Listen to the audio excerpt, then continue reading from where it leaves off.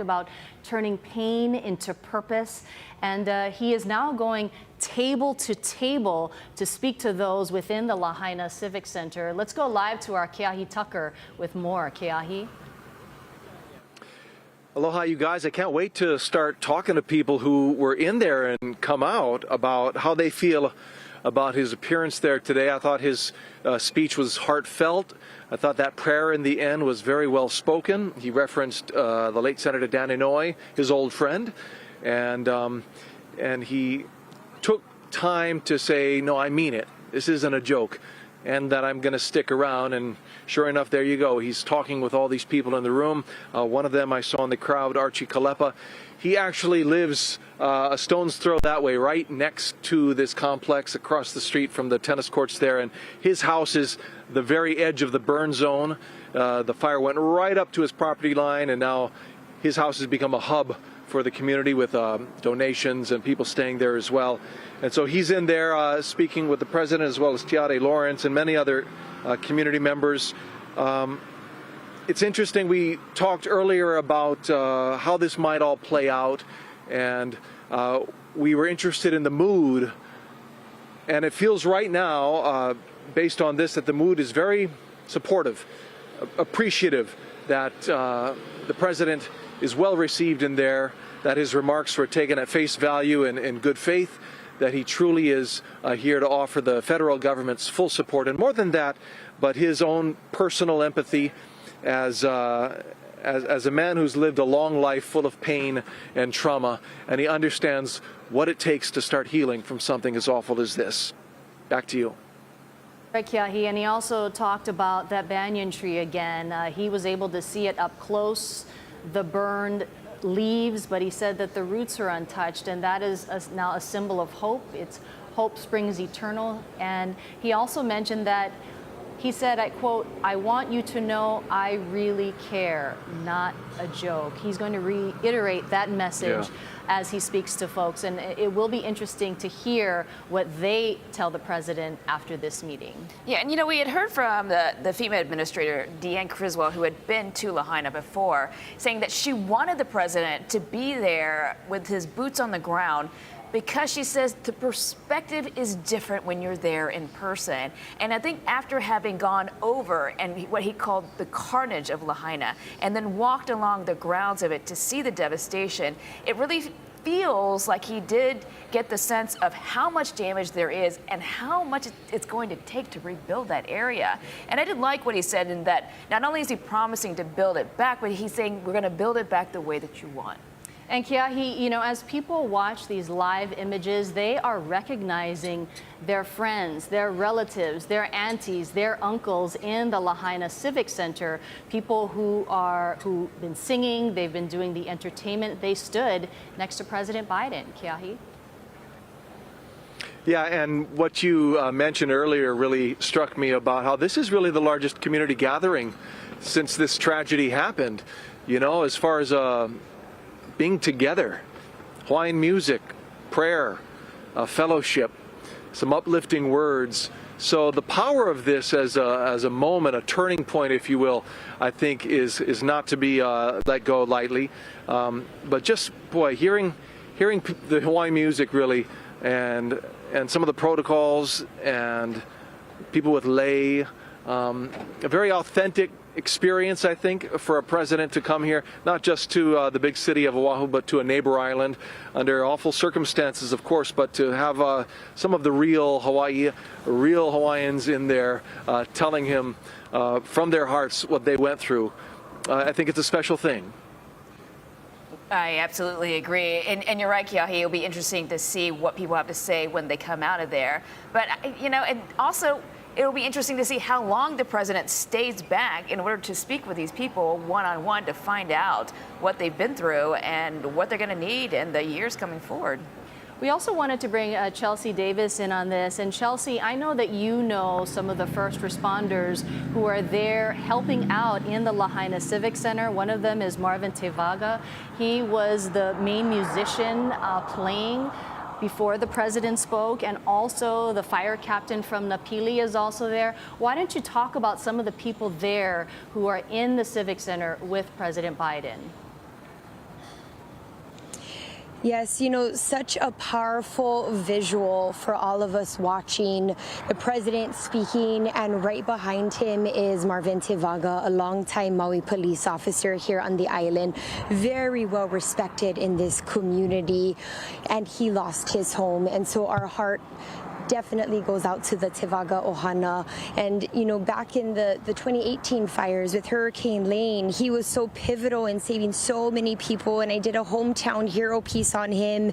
And he is just so respected and loved, him and his entire family, his wife and his children as well. And so to see him leading that mele is just so powerful for those who know him and his Ohana and his story. And I mentioned that Native Hawaiian community leader press conference that they had on Friday. He also led that mele during that press conference when they sang Oko Aloha. And I don't think anybody or everybody watching that was just crying. I know I sure was. And it's hard to watch that mele. It's so powerful, and it's hard to watch it and not cry.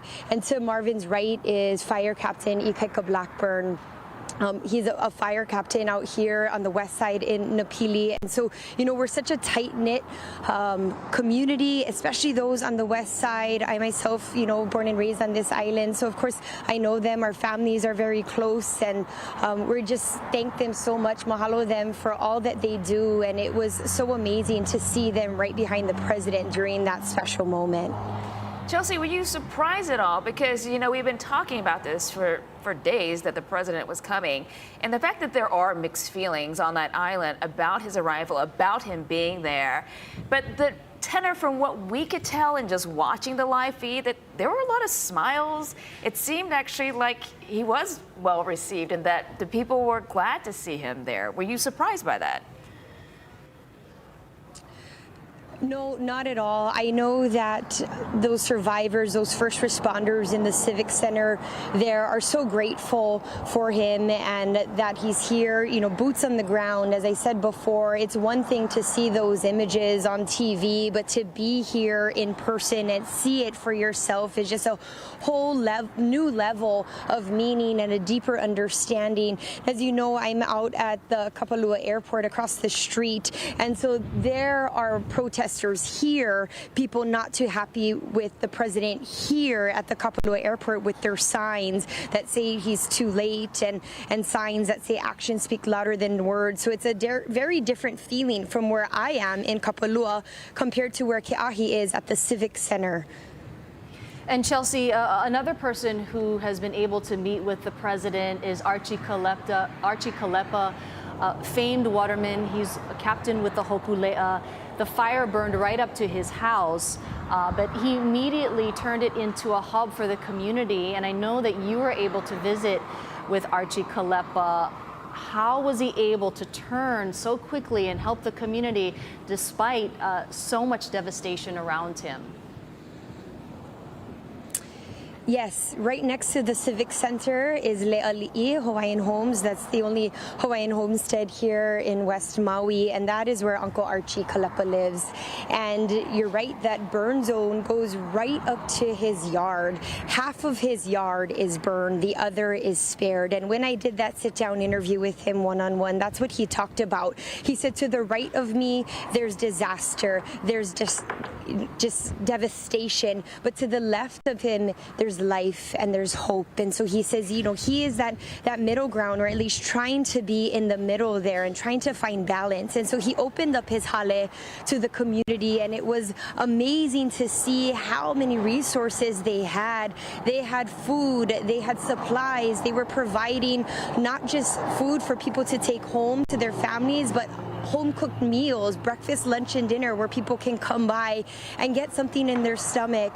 They had a medical tent with doctors and nurses going around and treating people. They also had spiritual leaders in there offering pule and prayer, and they literally had anything you can imagine for the community, and he really opened that up for everyone who came by. All right, Chelsea, we want to go back to Ke'ahi Tucker, who is outside the Civic Center in Lahaina. And Ke'ahi, who do you have with you today? I have three residents of Lahaina here, the first to walk out of the event with the president, and I'm curious to learn your stories and also your feelings about what happened in there. Start with your name and where you're from. Mish Shishido, Kihe, I'm Archie Kalepa's assistant.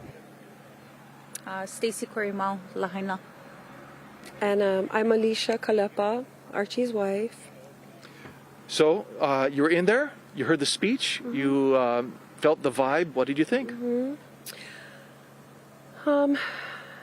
There were some promises that were made, so I hope he keeps his word on how when we begin to rebuild that we're going to do it the way we want to do it. So I'm holding him to that for what he said.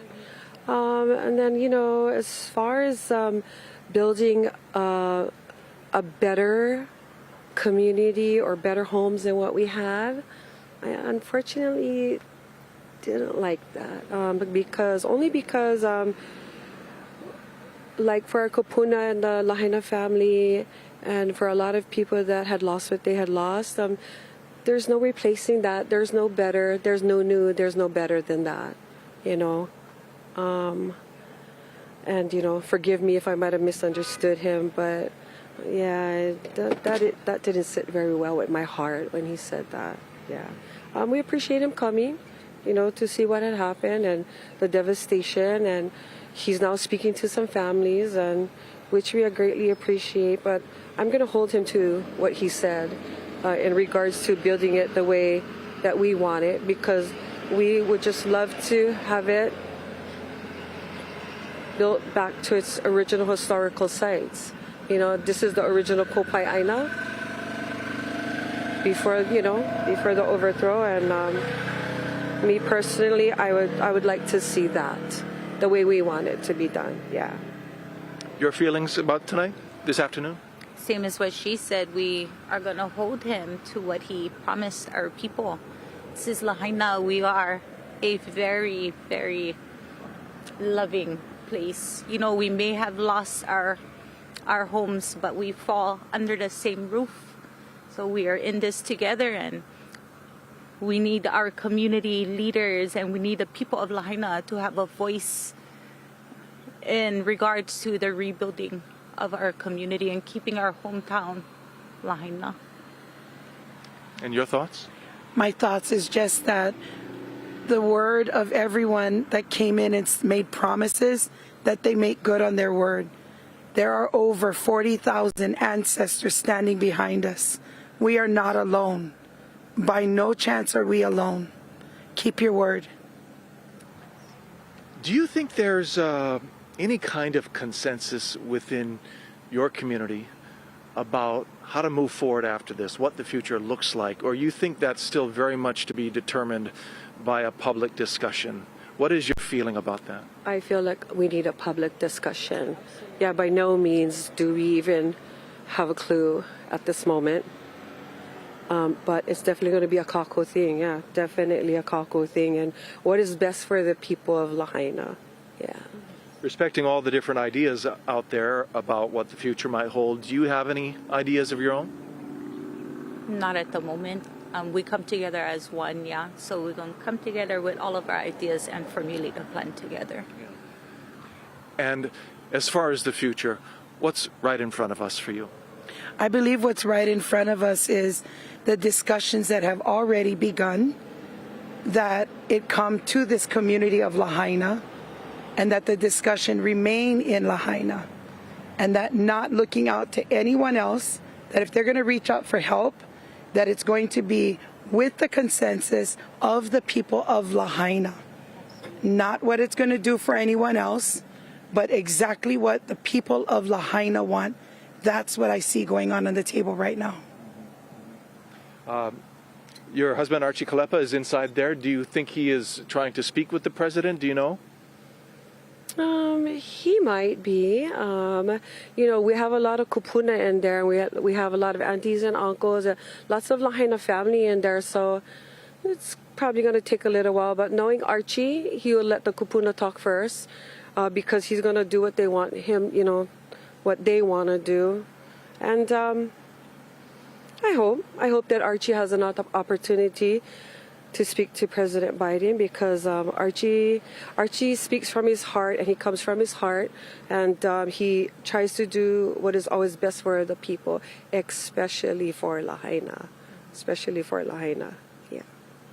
All right, ladies, thank you so much for your time. Appreciate it. So much. Thank you so much. Have a Of good course. afternoon. Be Thank safe. you. Best of luck. Thank you. All right, 3 longtime Lahaina residents with, generations of roots here in Lahaina saying, keep your promises. We will see. So they were appreciative of the president's visit here today. They liked what he said, but they want to see him carry through on what he said. That's the most important part. It'll be interesting to see where the community eventually goes, the direction the community takes together through consultation as far as the future. Back to you guys. All right, thanks a lot, Kiahi. Yeah, and I'm really glad that Kiahi was able to speak with the Kalepa family, 9 generations in Lahaina, so they know the area. And this is something, Daryl, we're going to bring you into the conversation. People are saying over and over again, and the president knows this, is that they need to move forward, but hear the voices and move forward with the approval of the people, which is going to be a difficult task ahead. Well, not just the approval, but with the leadership of the people. And I think that this is an island that has been buffeted by so many forces outside the control of the people historically, right? I mean, it's controlled by the plantations, and it's controlled by politicians, the hotel industry, the tourism industry. We saw Maui had the most negative response to the over-tourism, prior to COVID, and responses during COVID against visitors. And I think what you're hearing here is really, we don't want the visitor industry to be as strong as it used to be. We don't want that, and it's going to be difficult for the visitor industry to keep its part of the pie on Maui. Well, I think you're making a good point in that there's so many forces at work. How do you come to a consensus in order to say, hey, we all agree on this one path to move forward? I think it's going to be very difficult to do. Very difficult, and I just spoke with 2 economists during some breaks that we had, and both of them said that's going to be where the rubber hits the road. Are they able to, like I heard Mrs. Kalepa say, don't change Lahaina. We like the historic sites of Lahaina, the historic nature. It can't be rebuilt the way it was. No. It will have to be moved back from the shoreline. It will have to change. You can construct, hopefully not a Disneyland version of Lahaina, something that actually has that level of charm and historic quality, but how do you do that? And if you argue about it for years, then the rebuilding takes forever. People who've had homes that are 50 years old, they're going to have to rebuild those homes as if they were 5 years old, right? New codes, new roofs, new setbacks. It's going to be different. It's going to be more expensive to build their houses. And how do you get the community voice in is the very conundrum of politics. And, speaking of politics, Daryl, there's already been discussions on what type of homes will come to West Maui for the immediate and then long-term future. I mean, people are talking about homes made out of container ships and that sort of thing. And so prefabricated homes. Is that going to be a very trailer homes? Let's say it as it is. Is that going to be what we're going to be seeing in Lahaina? What I'm hearing from experts is they need to front end the affordable housing as fast as they can. The projects that are out there pending, move those quickly. Plan and provide for more affordable housing so that you can get the people out of the hotels and into housing, get the people who've been displaced into housing. Then it will be much easier to make these harder decisions about what the new housing looks like, the new suburbs look like, the new town looks like. And I think it's going to affect all of Maui, not just Lahaina. All right, we'll get back to Daryl in a bit, but I believe Chelsea has a guest, and maybe we can get some perspective from the people who have been affected themselves. Chelsea?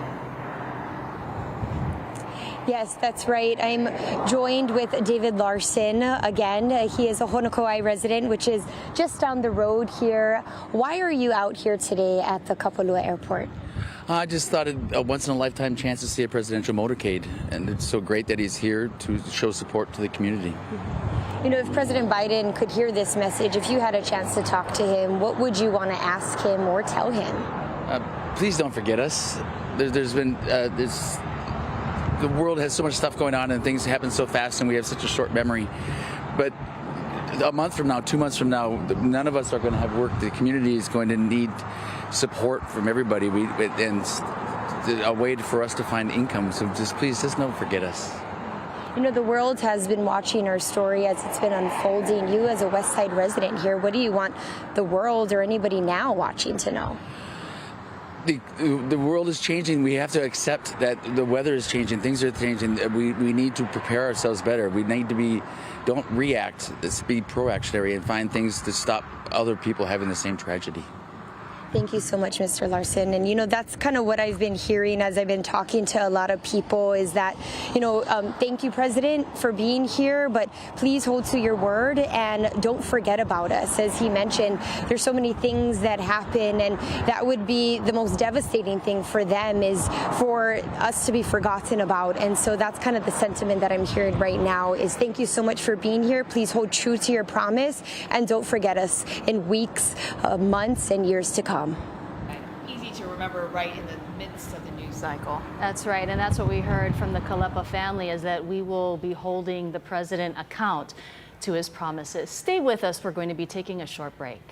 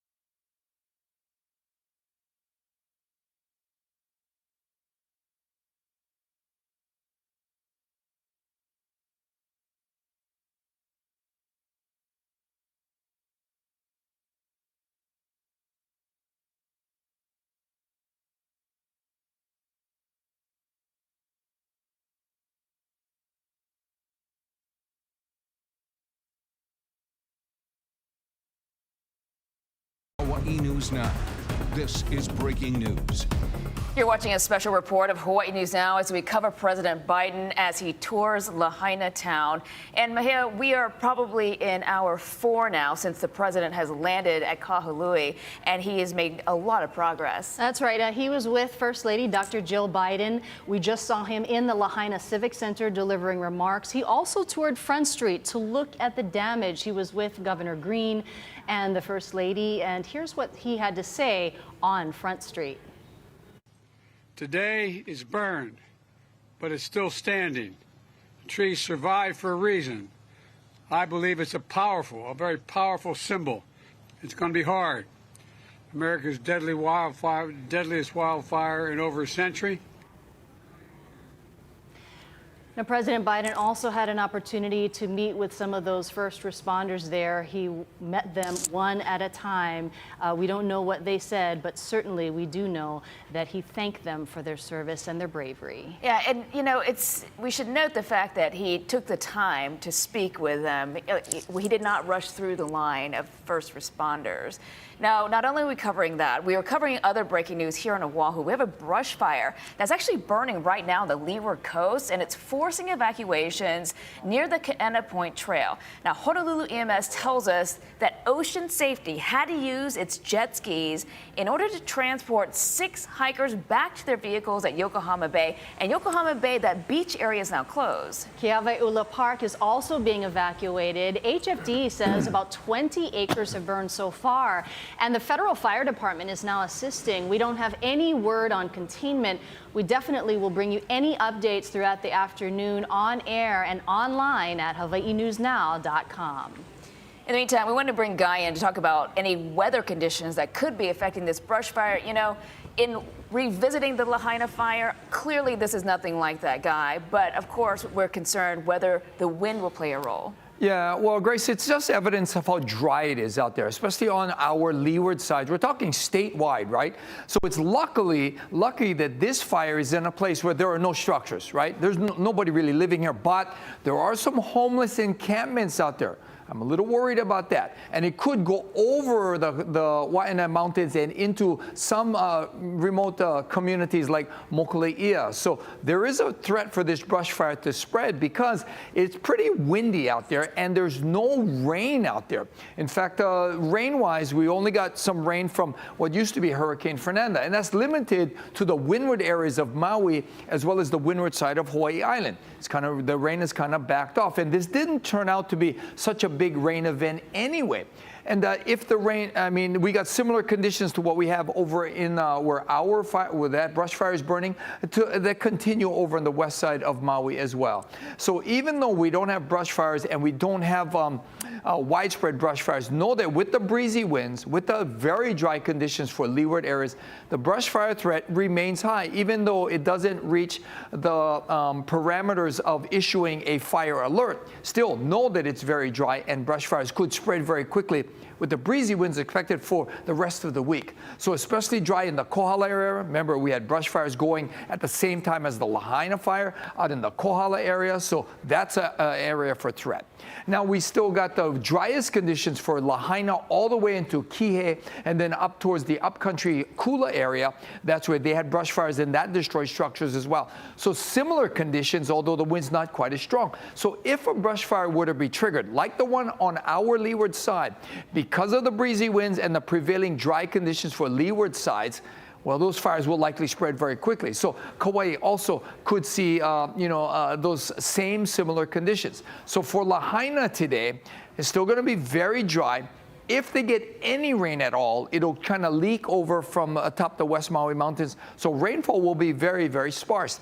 And today, temperatures running into the middle 80s, likely warmer than that. I would say into the mid to upper 80s. And what we see today will go likely unchanged for the next couple of days with those breezy winds and mostly dry conditions. Grace, Maya? All right, thanks, Guy.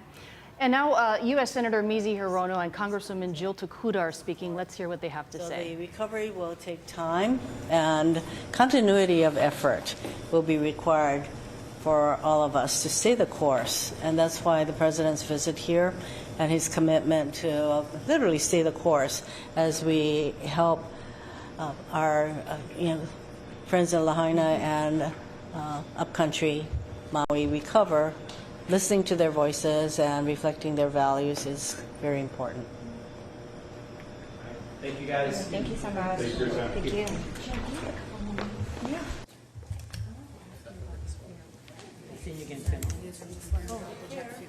You're listening live to Senator Hirono and Congresswoman Jill Tokuda. I think we missed the Congresswoman's remarks, but interesting that Senator Mizi Hirono would say kind of the same message that we were hearing from people who had just emerged from the Lahaina Civic Center after hearing the president's message. That's right. And Congressmember Jill Tokuda, she spoke on Front Street, and she's been very passionate in making sure that people's voices have been heard. She's been one of the most passionate voices in terms of officials, I would have to say, in making sure and reminding people that they cannot leave and that this needs to be a very long-term effort, not only in the weeks ahead, but in the months and years ahead in terms of recovery and rebuilding.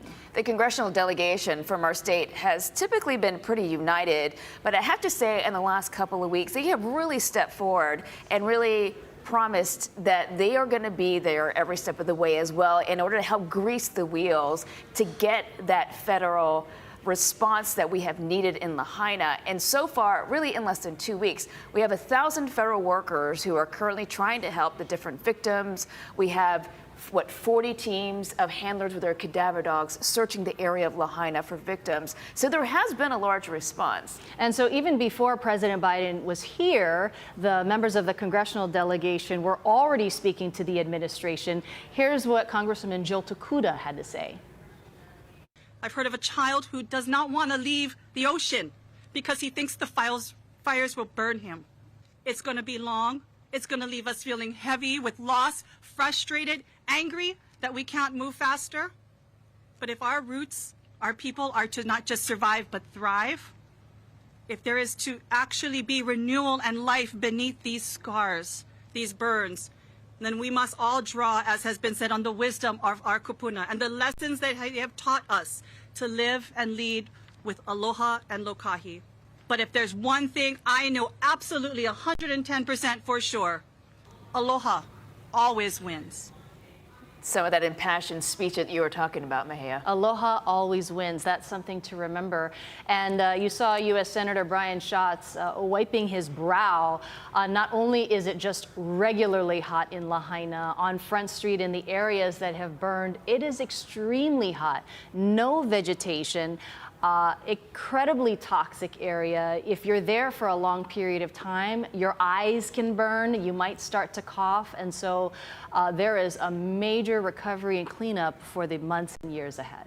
And while you can't see it now, the president's still, as we understand, inside the Lahaina Civic Center, going table to table in order to hear the different stories and the different needs of the people and the community of Maui. We'll continue to track that for you, but for now we'll take a short break.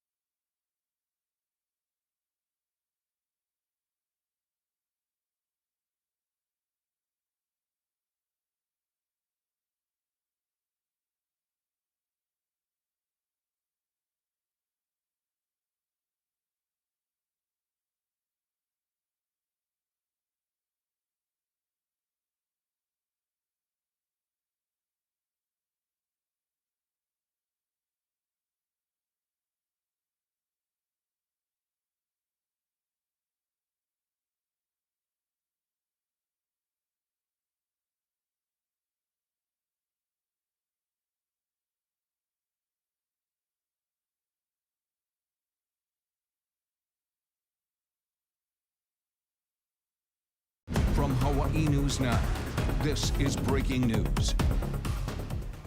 And that breaking news is President Biden's visit to West Maui to visit the devastation, to talk to people firsthand. Right now, he and First Lady Dr. Jill Biden are in the Lahaina Civic Center. They just delivered speeches, and now they are going table to table to meet with survivors and impacted families. This as we enter hour 4 of his tour of Maui. Now, just a little earlier today, Keahi Tucker spoke with a FEMA official to talk about their response to this area. Aloha, we're here with John Mills from FEMA, and hoping to get some real information for people affected by this disaster, something they can use in the days ahead. Mr. Mills, first of all, tell me where you are in this process in disaster recovery. Our number one priority is helping people who are directly affected by the fires on Maui. We're working with every household on a case-by-case basis. We've been able to have direct contact with many people so far, either by phone, online, web, mobile devices, and also in person at our Disaster Recovery Center at the University of Hawaii Maui College.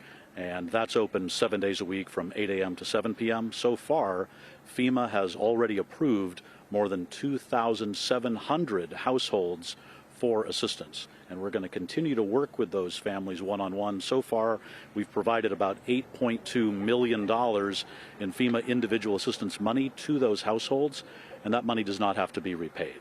You're planning to move the disaster center closer to Lahaina at some point? We're going to keep that one open as long as there's a community need. What I can tell you is we are working closely with Maui County and the state to identify other potential locations closer to the Lahaina area to try to meet survivors where they are. In the meantime, we do have FEMA teams known as Disaster Survivor Assistance Teams. They're working at the direction of Maui County, going into neighborhoods to try to meet with people where they are. And so that's a way that they're meeting people to help them register for assistance and get them into the system so we can get more money out to people who need it. One of the first things FEMA did was to give out $700 to qualified applicants. Some people say that's not nearly enough, but you're saying that's just the start.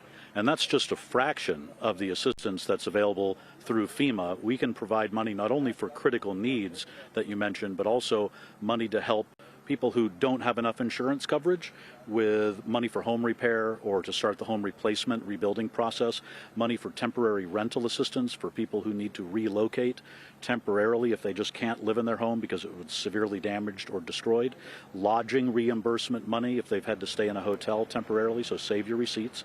We also may be able to provide money to help replace personal property that was damaged or destroyed. And then one of the really big things we're trying to do to help people is we've activated at the request of the state our Transitional Sheltering Assistance Program. That's a lot of words. What does that mean? FEMA's hotel program.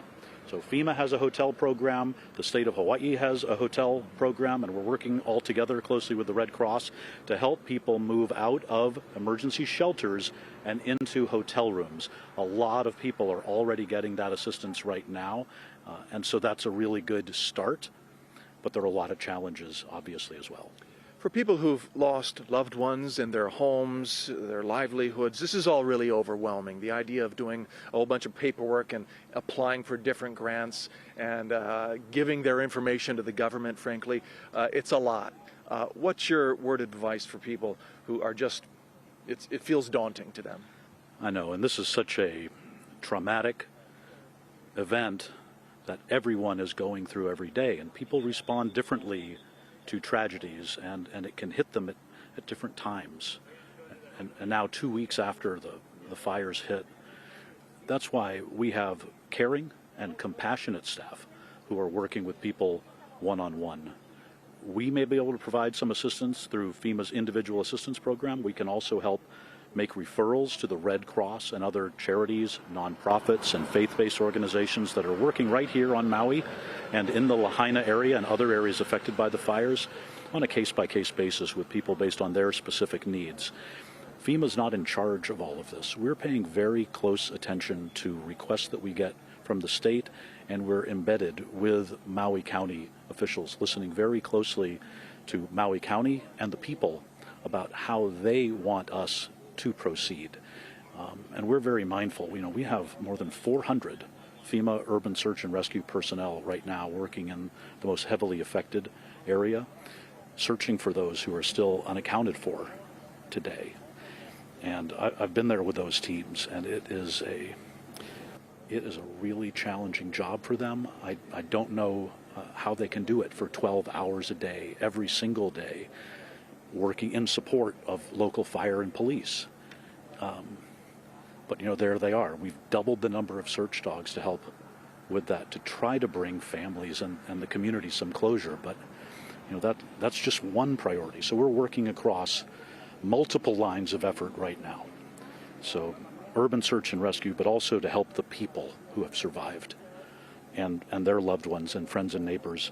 We're working in emergency services and mass care, critical infrastructure, and also temporary housing. First, the hotel programs, but also working closely with the state and Maui County on how does Maui County want to rebuild? How do people in the affected areas want to see their community look over the next few months and the next few years as the process continues? So we'll be part of a very large team as we are now, and FEMA has is coordinating with a lot of federal agencies in support of the state and Maui County based on how they want this recovery to proceed. Talk to us finally about the timeline going forward. I think the only reference most of us have to how this goes and plays out is Hurricane Iniki more than 30 years ago, which wiped out Kauai. Not the same in terms of property loss or the human loss, but as far as a mass casualty, mass disaster event, what are the different phases we can expect going forward? What happened here compares to no other disaster. There's just no comparison. This recovery is going to be measured in months and years, but I think what's important to remember is to set goals, have milestones, and celebrate successes along the way. This type of disaster will be incredibly challenging to recover from, and that's why we are pleased that we have been welcomed here as part of a very large team to support local efforts and the community. And there'll be more announcements coming, so just stay tuned to Hawaii News Now and to keep getting the latest information. I appreciate anything people can do, even if you weren't directly affected by this, if you know someone who was, if you can help share information that you can contact FEMA directly at 800-621-FEMA. That's 800-621-3362. Or you can also register with FEMA online at disasterassistance.gov. That's disasterassistance.gov. And please take advantage of the Disaster Recovery Center that's now open at University of Hawaii Maui College 7 days a week from 8 a.m. until 7 p.m. until further notice. You can meet with FEMA, the Red Cross, the Small Business Administration. The state has agencies there helping with insurance and also unemployment assistance. So a lot of available assistance there, and we'll continue to keep you updated as more resources may become available for survivors in the affected area. So people who may not be affected, or even those who are, can help share timely, accurate, understandable information with those who need it, and they can play an amazing role in community recovery. Got it. Mr. Mills, thank you so much. Appreciate it. Good information and insight here with John Mills from the Federal Emergency Management Agency. Back to you. All right. Thank you so much, Kiahi. And you really feel for people who really have to cope with their own grief and start the really difficult work of reaching out to all of those agencies. We know in the past few days that about 1,800 people have been moved to hotels. We were just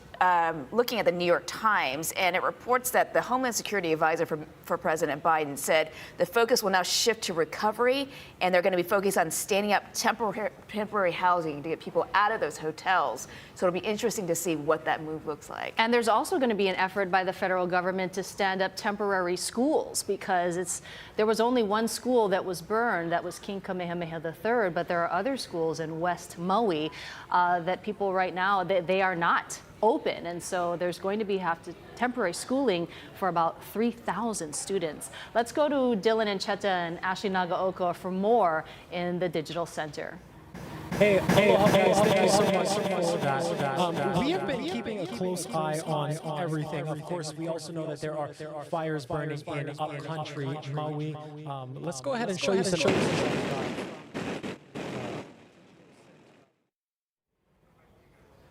All right, sounds like they're having some audio issues in the Digital Center, but we'll try to work on that and see what they are talking about, because the fires have not been completely put out. We have been reporting earlier that there are 3 fires that are still burning, 2 in upcountry, and one still in Lahaina. Well, it's mostly contained. These fires are still burning. That's right, and also there is an area, not all of West Maui, but in the Lahaina area and in the Maui upcountry area, you cannot drink the water. You cannot boil the water. You cannot use the water. And so that's a major issue. I'm sure that some of those issues will be coming up as people meet with the president today. Again, he is at the Lahaina Civic Center, and he delivered his remarks for a few minutes, and now he is going table to table. We saw music. We heard people coming together. We are not seeing live pictures right now of those conversations, but we anticipate it's going to be quite some time as the president and First Lady meet people individually. One thing that we have been seeing in the last couple of weeks is this huge response of people wanting to donate and help out. Casey Lund is in Wailuku, and he's here to show us what's being given to the people of Maui. Well, despite the president's visit and all the busyness and commotion that caused out on the roadway, a lot of people were still coming down to places like this donation drop-off and pickup center here at the Queen Kaumanu Center in Wailuku. And Robin Sagan is one of the folks that was asked to do sort of security here. But yeah, well, you know, help out and make sure that everything goes okay, and traffic. Yeah, and just trying to make sure that folks aren't taking advantage of all these people. But that's not the story here. I wanted to ask you a little bit about your experience during all this. You worked in Lahaina, correct? Yes, I work out at Lahaina Intermediate School, and that morning I got there at 6:30, and the winds were whipping, and they said that school was closed because the electricity was turned off. Well, knocked off with all the poles and trees down on the lines and stuff like that. So obviously you are kind of in limbo like so many people. Obviously grateful to be alive and that, but I mean, what's your plan for the immediate future? Well, my main concern right now is praying for everybody out there and hoping that there's not as much kids that everybody's saying there is, because I love my kids out there, and they mean a lot to me, and I just want everybody to know that I can be me, but I love my kids, and I just want everybody to be safe. Are all your kids still there? I don't know yet. We're still waiting to see what they find and what they're letting us know. So I'm hearing it's a lot, but I just pray that, all my fellow coworkers are safe, but just the kids, that's what worries me a lot. And what can you say to folks, to the people that are bringing things down? Robin, I've been to a lot of things like this, donation, pickup, and drop off, and there's a lot of people in this line that need help, and there's at times it's usually pretty empty. We still need stuff, right? Oh yeah, please donate as much as you can. We're still accepting all kind of stuff. Here we're just accepting used and non-used and new stuff. So they need water, they need rice, they need rice cookers, they need whatever you can bring. Hygiene stuff, clothes. We have a whole bunch of clothes. Yeah. Sometimes people donate too many clothes in your yeah, but like ladies need stuff, men need stuff. So please donate what you can. Well, Robin Sagan with us. Thank you so much, Thank dear. you. And again, it's these kinds of stories that we keep seeing. People that lost their jobs, their livelihoods, their lives, their homes, but still wanting to be one of the helpers and give back, and that's what makes Maui strong. So we're going to keep sharing those stories. We have a lot more coverage on the Maui fires and the long process of healing that is ahead of everyone on this island. For now, we'll send things back to you. All right, thank you, Casey. And I think, in hearing these types of stories, and I'm sure you heard it firsthand as well, we're not even 2 weeks into this, and it's still so raw for so many people, and just starting to talk about what they went through, what their family went through, what their friends went through, and you see that in this very interview. And it's important to remember that the people who were directly impacted by the fire, they were without communication for potentially more than a week. And so many of them are just starting to get connected now, and also sharing their stories with the outside world. So, to see people who are traumatized, to see it in their eyes, the pain, sometimes they don't even have to say anything, and you can tell that they have suffered immeasurable loss. Now, earlier today, we saw the president as well as the Maui mayor, the Maui County mayor, going through Front Street. And here is what Mayor Bisson had to say earlier. We are hurting because so many have lost so much. We are hurting because we know we have changed forever. We're hurting because not only we've lost our historical places and our homes, but we've lost our loved ones. There's much memories for all of us, and that's why we hurt, because we don't have those anymore. But what we do have is help, all the help that's been mentioned by every person standing here, and more importantly, the heroes there facing horror and going after that. And that's the reason we can move forward. It's because we have the help. The community has come together.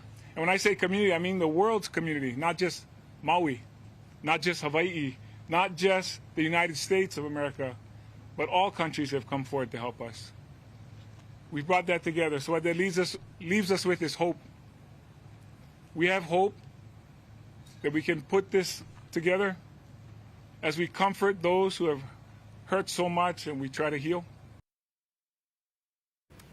And you know, these have been very difficult days for Maui County Mayor Richard Bisson, as he not only leads the response, but has been under a lot of questions from local, national media in terms of the response, how fast it was, did sirens go off, were people there at the right time, and it's been incredibly difficult for the mayor. Yeah, were they the right decisions to make? It's hard to say at this point because we're still looking at multiple investigations. Now, we want to go back to Keahi because he spoke with BJ Penn, who had been inside the Lahaina Civic Center with the president earlier today. Aloha, I'm here with MMA legend and former gubernatorial candidate for governor, BJ Penn. Aloha, Yes, thanks sir. for being here. Thank you. Thanks for having me. A lot of talk right now about rebuilding Lahaina and how you do that. You ran for governor. How would you do that? You know what? The first thing I would do, I would sit down and talk to the people, talk to the landowners, find out what's going on, find out what they want, you know, find out where their head's at right now. I wouldn't jump out and you know, say the state's going to acquire it or we're going to do this, we're going to sell, we're going to do this with the land. I think the right thing to do is to talk to the people. Your message to the people of Lahaina grieving right now? Everybody in Lahaina, Hilo, Hilo's heart goes out to you. Hawaii's heart goes out to you guys, and we just want to thank you guys for staying strong, and thank you. Stay strong. Maui strong. All right, BJ Penn. Mahalo. Thank you. And it's interesting, BJ Penn is from the Big Island, and he's now on Maui, somehow related to the response there. Maybe he just flew over there to be with everyone. He did run for governor unsuccessfully, but one thing about BJ Penn is that he has millions of followers, and so he has a voice. People who do follow him believe in him in terms of what he says, and he tends to speak of the people. And we want to go back to Casey because he has been covering this since the early morning hours on Sunrise. We've been there from the very beginning, Casey. And you are, I believe, in Wailuku at this point, or Kahului? No, we're back in Kahului. We've been all over because, Grace, and I want to tell you, we've been doing this, yes, since sunrise. It's been a long day, but we're really committed to covering every aspect of this historic visit of President Joe Biden. And if we have some video from earlier, that's fine. But before we do that, I do want to show you the look that we have now live of Air Force One. And I'll tell you why we've kind of been going back and forth is because we are no longer allowed near Air Force One. The Secret Service has decided, and they sort of decide those things as they go throughout the day, but I believe the plan was that during the departure they were not going to allow press near the plane. So, but we've been covering this, like you said, all day, and we were there when President Biden left the mainland. We brought you video from one of our affiliates, and then we also covered his landing when they touched down here with that 757. Air Force One is the name of any plane that the president is on. That's the designator for it. This is a smaller plane, and you may remember they took a smaller plane, likely because OGG, Kahului, is a smaller airport. Although, as Daryl mentioned and corrected me, they are able to take a 757, or excuse me, a 747, the large plane. But this is the setup. And so soon we're going to see those Marine One helicopters, those UH-60 Black Hawk helicopters with the presidential markings on them, come down, land here after he leaves Kapalua Airport. He's going to retrace his steps. I don't know, and maybe if somebody does, that would be great, if they're going to do one more lap around Lahaina to get an aerial view one more time to really hopefully sear that in the president's mind, that image of a town burned to the ground. I hope they do, because I think that's the point of this entire visit, is really to set the scene and show how serious and how devastating this incident was, how absolutely tragic it is for the people of Hawaii. And I think we have been watching the president. We were able to go back to our hotel room really quickly, and we watched some of our own coverage, and we were watching when he was in the Civic Center. We were watching so much of that interaction between the president and the people of Lahaina, the people of Maui. And I heard that preacher, I heard the way he instilled on him how important it is that that town be rebuilt the way that the public wants it, the way that Hawaii wants it. And as we've been lamenting and reiterating all day long, that is going to be a really challenging and a really long road. But as far as what's going to happen for the rest of the day, we believe in maybe just a couple of hours, he'll be wrapping things up there on the other side of the island, and then he'll be coming back over here to Kahului Airport. So we'll be here to take that and bring that to you live as the president takes off and goes back to the mainland. And so he's had a very long day. He flew here from Reno, and he landed around 11:30. He's going to fly back to Reno later tonight. You know, this is not, of course, the only natural disaster the country is dealing with, but it's, as you well know, certainly the worst in a very long time.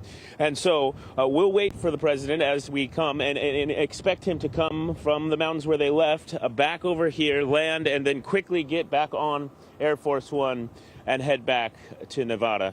That is the plan. Again, the Secret Service, very, very, very stringent with their security protocols. So we went back to the checkpoint and they said, no more press. We're done with that. They've got a busy job getting the president back here. But we found there's a will, there's a way, ladies. We found a good vantage point over here on the other side of the runway. So we want to bring that historic moment as the president leaves after this historic visit on Maui. Casey, got to ask you, because you've been there all day and you've been there overnight on Maui, whether or not you were able to speak to people to see whether they were excited to see the president make the trip.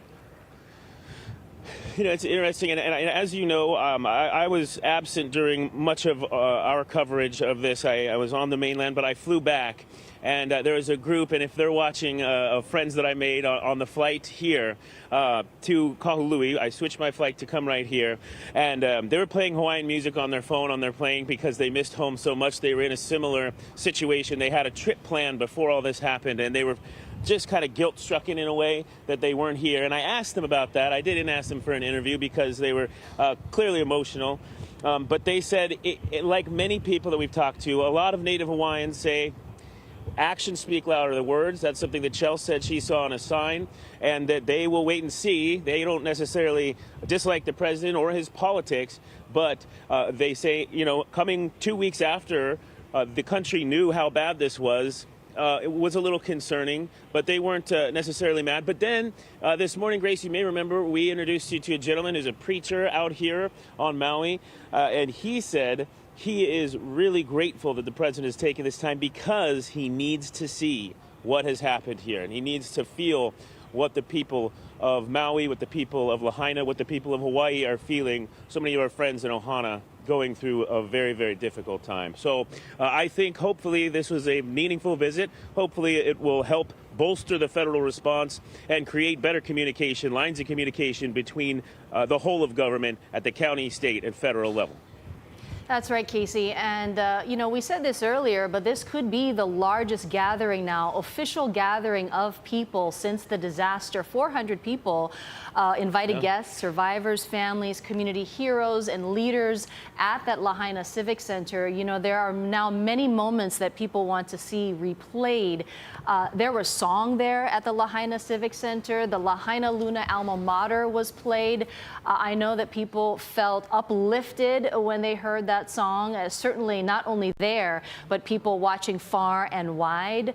Also, when they saw President Biden walking on Front Street with the First Lady, and he met those first responders, he shook their hands, he took his time with each and every one of them, and then he saw the cadaver dog and he stopped and pet the dog. That was one of those moments that meant a lot for a lot of people. I think you're right. Also, during that time, he was inside the Civic Center when they were singing and song and they held hands and they held them up in a circle around the president. I thought that was a really powerful moment to show the solidarity of the community in welcoming the president and coming this far, this many thousands of miles in order to respond to this. But I think we are correct in saying that we will be watching in the days, weeks, and months ahead to see how that response continues on. You could hear the pain, you could see the pain of the Kalepa family and others who are still reeling from the devastation because of losses of family members, losses of property, just a community loss. And they said that they will be holding the president to account, making sure that as people move forward, it's with the Lahaina voices, with the Maui voices moving forward. That is a big fear, is that there will be a moving forward without consensus of the community, which of course will be very, very difficult in the weeks and months and years to come. I'm sure the president hearing it right now as we speak, but we're going to take a short break and we'll return with a special coverage of the president's visit to Maui.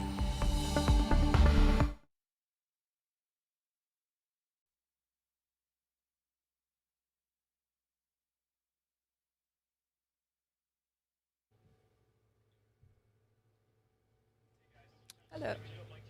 Mic check 1, 2, 3. Can you hear me? Ashley, mic check. 1, 2, 3, 4, 5, 6, 7, 8, 9, 10. Copy.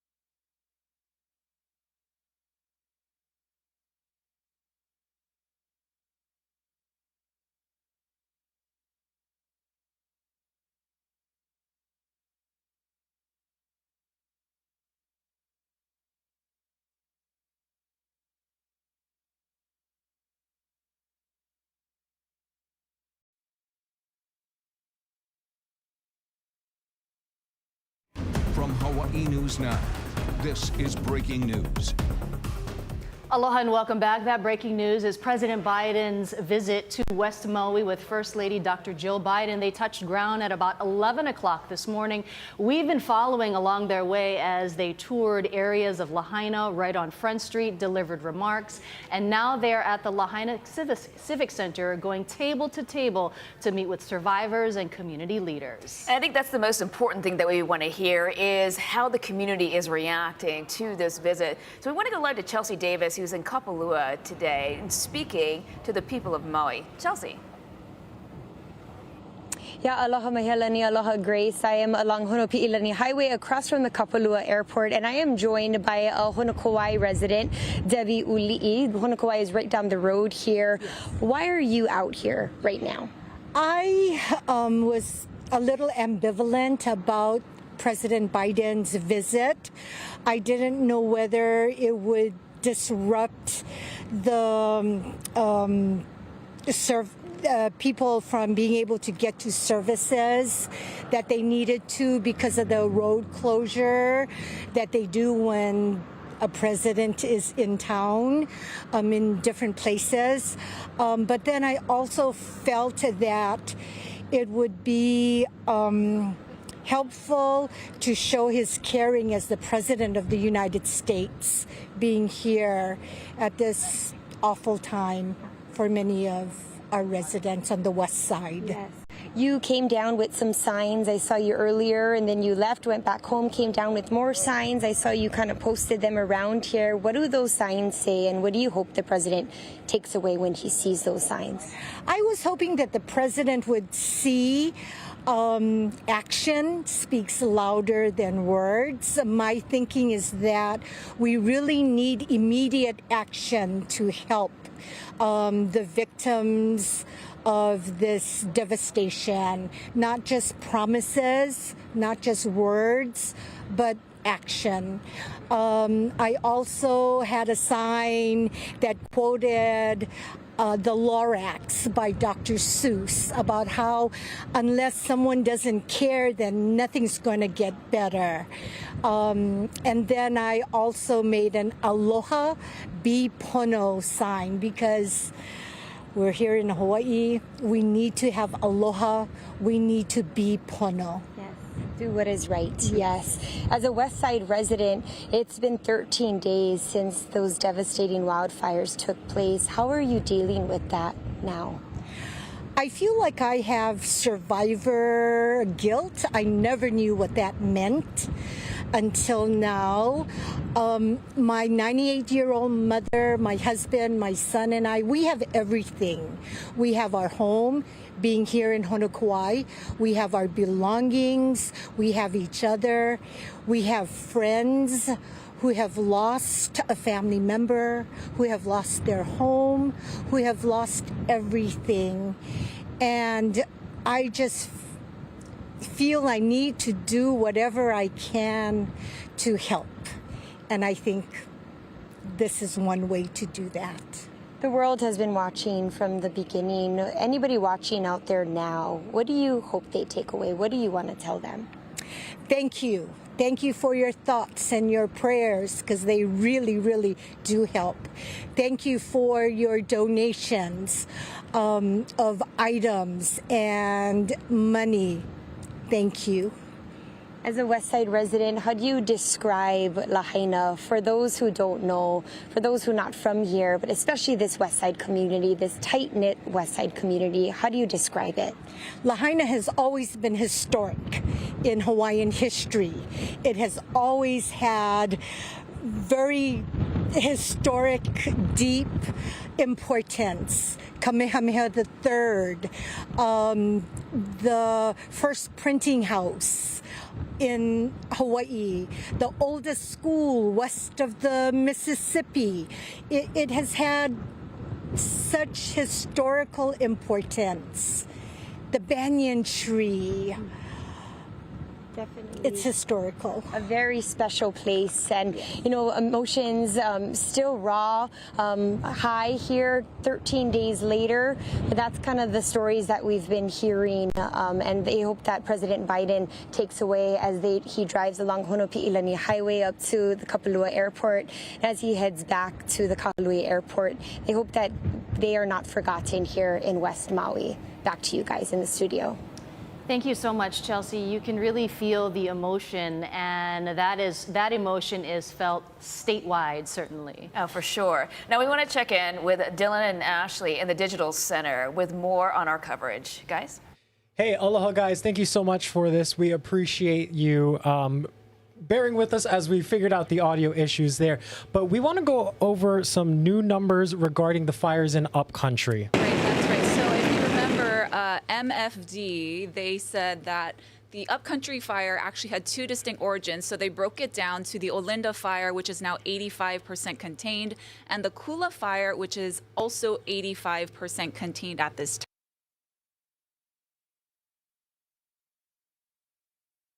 The president leaving the Lahaina Civic Center as we speak. That's right. The presidential motorcade, several cars there.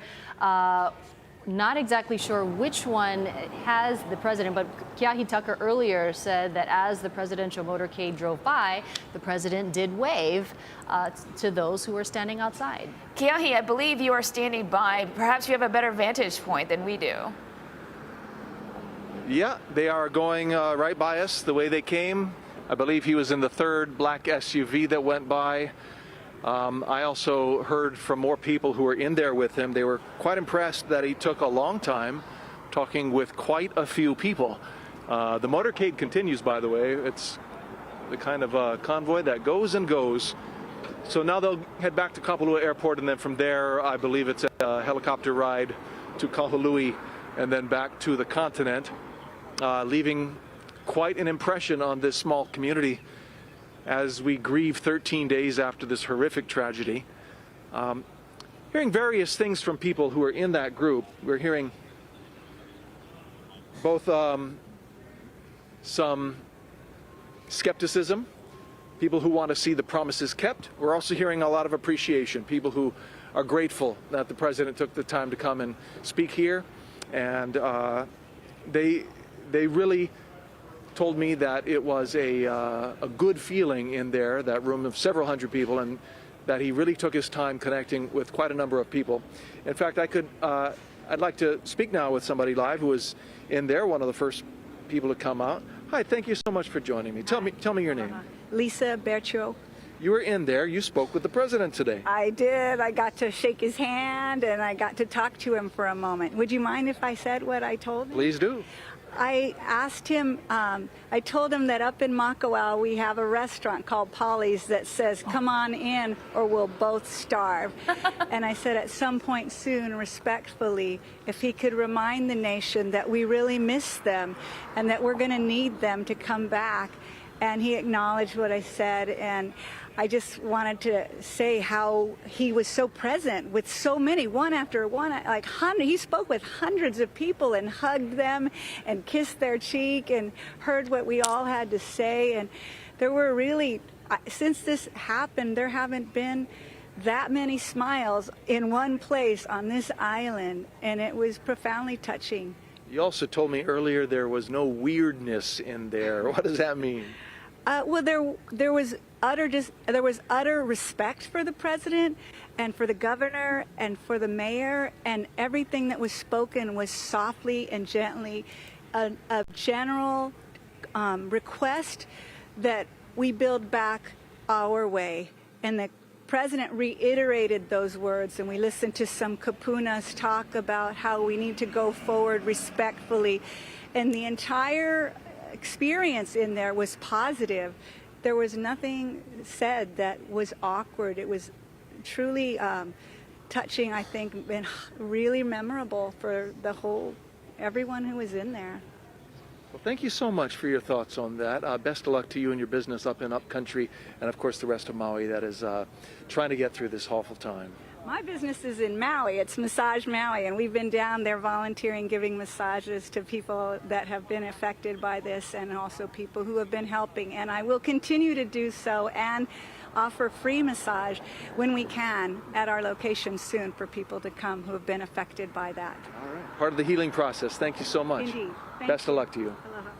Well, there you have it. Some color from inside the room. One of the very grateful attendees there who actually spoke with the president and said he was very respectful and connected with a lot of people in a heartfelt and real way. And now that motorcade makes its way to Kapalua Airport, probably there right about now. It's just a mile up the road. So from here at the Lahaina Civic Center, I'm Keahi Tucker. Back to you. Hey, Keahi, I'm curious because there are 400 people in there, and we know that the president went table to table. I'm sure so many people wanted to express their emotions to him, ask him a question, just meet him. How were they able to move in a relative quick amount of time so that he could get back onto the road? Well, he has a whole team of people, of course, and there was a line. And I think they kept it moving fairly well. He's done this kind of thing before. And he also has a schedule to keep. They're pretty tight on that. But according to her and several other people I've spoke with, they said the same thing. He was very respectful, and he gave his attention to each person that came by, and then it was time for the next. So, you know, these discussions can stretch out, but there's always another person in line, and as long as you have lots of aloha in these moments, it all tends to work out, and that's what it sounds like. I was wanting to see the video of it myself, and I noticed the pool camera cut off at some point. Not sure if that was purposeful, they had to leave, or if it was a tech thing. I'm sure we can get some of that later. Also, I'm wondering if the countless cell phones that I saw rolling in there were prevented from sending out live signals or whatnot, because I just didn't see a lot on social media while they were in there, and perhaps now all that will start being posted, and we'll get to see a lot of it in the moments ahead. I'm going to send things over to Chelsea Davis now with more on our continuing coverage. Yes, Keahi, and here is the motorcade heading our direction. Just leaving you at the Lahaina Civic Center a few minutes ago, driving north down Honopi'ilani Highway. You can see the Maui police vehicles right in front. And just a couple of minutes ago, there was more Maui police officers, both marked and unmarked cars as well. And you can see a bunch of onlookers with their cell phones taking video, witnessing this historic moment. This woman out in front of me has her hand shaped like a heart, showing President Biden aloha. There are also other people here as well with their signs, people waving, people along the road, people looking from their windows, from their homes. I'm trying to see which motorcade he's in. I was not able to see it, but it keeps on going. There are more of these black SUVs taking that right up Akahele Street onto the Kapalua Airport, a very small airport on the top of this hill here. And this is where they will leave and head back to the Kahului Airport. That seems it's getting closer to the end here, just a few more vans. I believe this is the press pool that we're seeing, these white vans here. And Chelsea, as opposed to vehicles. As opposed to earlier, we're actually able to see this motorcade live. I believe earlier we may have been subject to some sort of cell phone jamming, but it's good to see that we can get these pictures live at this point of the day. And Chelsea, we just saw a brief moment, someone visibly expressing themselves to the president, both in frustration and love for his visit there, right, Chelsea? Yeah, you know, mixed emotions here for sure. Talking to some residents who are so grateful that he was able to visit here and tour Ground Zero, both from the sky and boots on the ground. But obviously people very upset here as well, feel that he's too late, that he should have been here sooner, that he's taken too long to show his respects, to come and speak to those survivors, speak to the first responders, and speak to the community members. So lots of people with their signs too. Actions speak louder than words. Signs out here saying aloha bipono. Just a mixed emotions out here. And I think that's what we heard from the people who came out of the Civic Center and speaking with Keahi, that there was kind of mixed feelings there. I think that the people inside were definitely respectful, and there were a lot of great moments in sharing what they're going to be needing in the months and years coming forward. But at least they got an opportunity to be able to speak to the president, some of them firsthand. And it should be noted that many of the contacts that were sent over to the Secret Service came from the mayor's office. And so everyone who is at that meeting with the president is pre-screened. And so we don't really know what they were looking for, but certainly they wanted to talk to survivors, they wanted to talk to community leaders, they wanted to talk to heroes. Those are many of the people, Chelsea, that you have been talking to over the past couple of weeks. Chelsea? Yeah, and you know, at the Kapalua Airport, we've been here since 8 o'clock this morning. And as I mentioned, it's a very small airport, the only airport here on the west side. It's one way in, one way out. And you can see at the top of the hill there, that bottom of that convoy. But all along this road, Akahele Street, are Hawaiian flags posted all along the fence there. And I personally think that's such a strong visual for the president himself. And so they're we tried to be up there as well. At first we were told we were allowed to be up there, but then kind of about 10:30 or so, they said everybody outside across the street. So this is the closest that we can get to the airport, is across the street.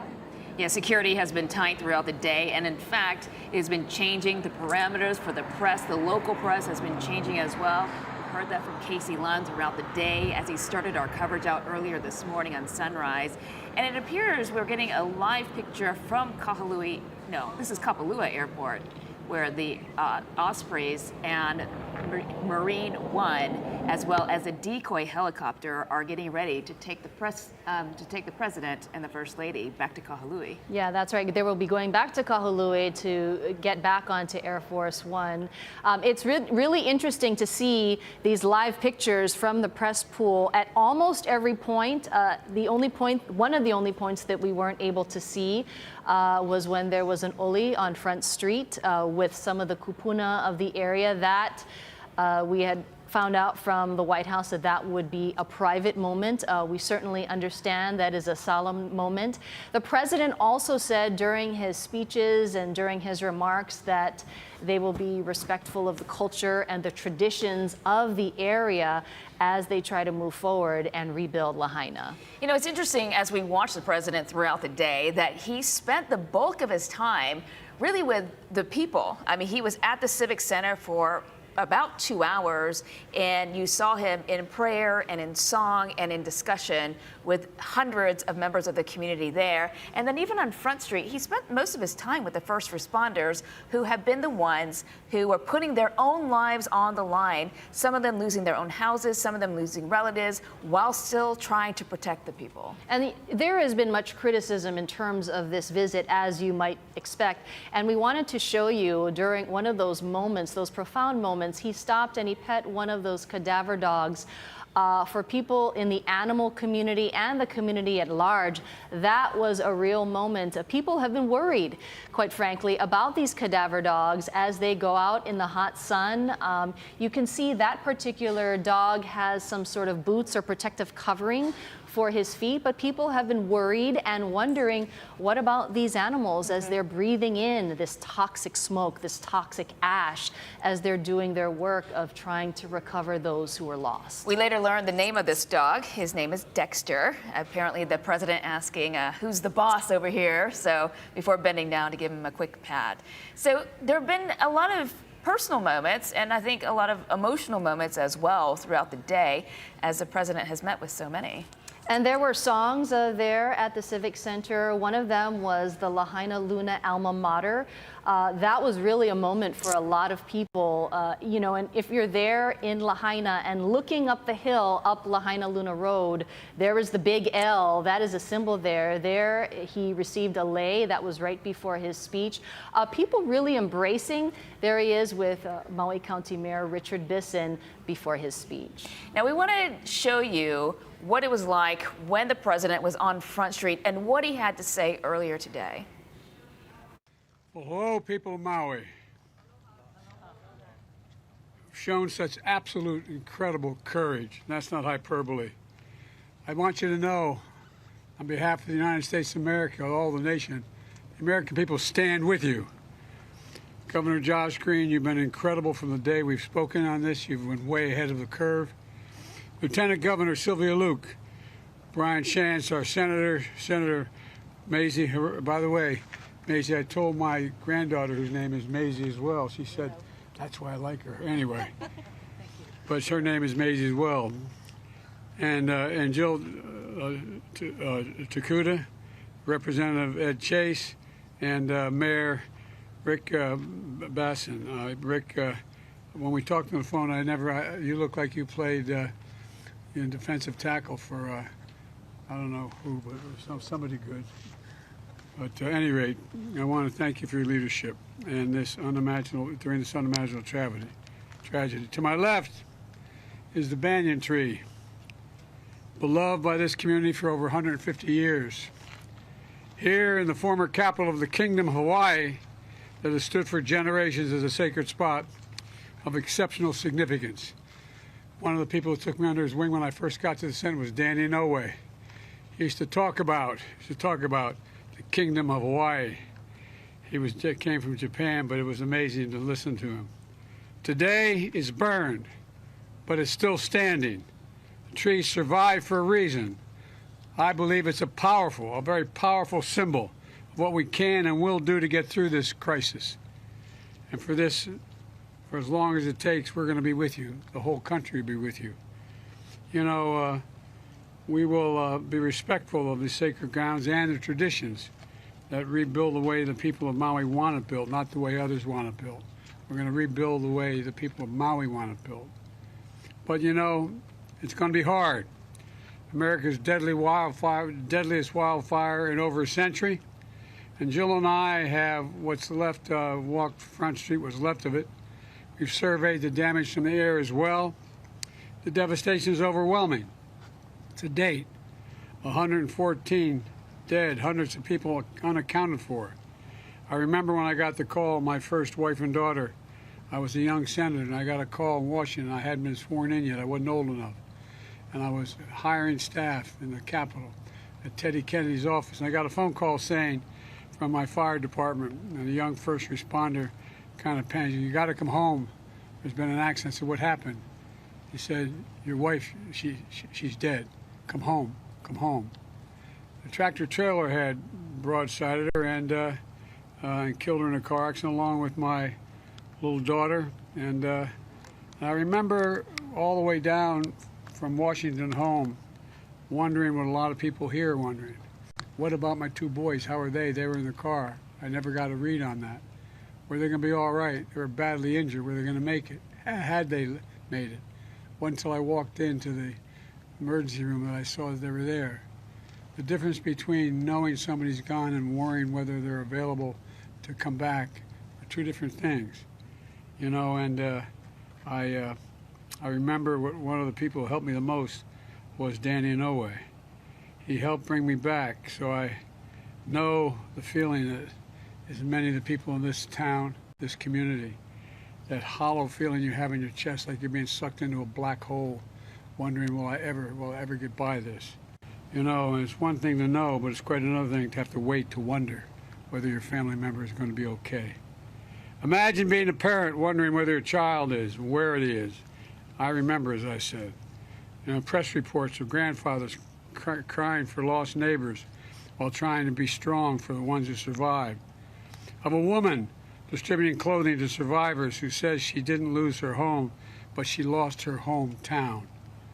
But I also want all of you to know the country grieves with you, stands with you, and will do everything possible to help you recover, rebuild, and respect culture and traditions when the rebuilding takes place. My administration has been in constant contact with the governor and congressional delegation and local leaders. As soon as I got the governor's request, I signed the major disaster declaration that mobilized the whole of government response, which means whatever you need, you're going to get. For example, the Coast Guard and Navy immediately supported maritime search and rescue operations, while the Army helped fire suppression. Here's what we've been doing since. First, we focused on search and rescue, which is still going on. Right now, there are over 450 search and rescue experts working round the clock. Second, I've identified FEMA's Administrator Griswold to lean forward, as she always has done, to help survivors get immediate aid. FEMA's quickly provided 55,000 meals, 75,000 liters of water, 5,000 beds, 10,000 blankets, working to help remove the debris, repair roads, and restore power. Additionally, my Department of Housing and Urban Development is working with the state to make sure survivors can move from emergency shelters into temporary housing to finally have a permanent place to call home as well. Small Business Administration is making low-interest federal disaster loans available to Hawaiian businesses, many of them we've seen here burned to the ground, homeowners and renters, and nonprofits. If you need help, you can visit FEMA's Disaster Recovery Center at Maui College or go to disasterassistance.gov, disasterassistance.gov. Today, I'm appointing Bob Fenton, who's here. Where are you, Bob? There he is. I'm appointing Bob Fenton as our Chief Federal Response Coordinator for Maui to lead our long-term recovery work. He's one of the nation's most experienced disaster response and recovery experts in America. And I'm directing him to make sure the community has everything the federal government can offer to heal and to rebuild as fast as possible. And we're focused on what's next. That's rebuilding the long term, rebuilding for long term, and doing it together to help get us back on our feet, to rebuild the way we want to rebuild, by making sure your voices are heard, by respecting your traditions, by understanding the deep history and meaning of this sacred ground, and establishing your community not to change its character, but reestablish it. We're also going to bring capabilities to help you rebuild so your critical infrastructure is more resilient in the future. All this matters. Let me close with this. From stories of grief, we've seen so many stories of hope and heroism, of the aloha spirit. Every emergency responder put their lives on the line for us, save others. Everyday heroes, neighbors helping neighbors, Native Hawaiian leaders offering solace and strength. And this banyan tree, one called it the diamond in the rough of hope. Another referred to fire cannot reach its roots, what he said. Fire cannot reach its roots. That's Maui. That's America. And to the people of Hawaii, we're with you for as long as it takes, I promise you. May God bless all those we've lost. May God find those who we haven't determined yet. And may God bless you all. May God protect our troops. Now I'm happy to turn this over to the Governor Green. President Biden, those were remarks from earlier on Front Street in Lahaina after touring the damage and also meeting first responders. He talked about turning people's pain into purpose and making those promises about being in this for the long haul. And just in the last minute, we saw the Osprey and Marine One taking off from Kapalua from the West Maui Airport on its way to Kahului, where we have Casey Lund standing by live. And we're going to show you when the president takes off as he boards Air Force One and heads back to the mainland. We'll be right back.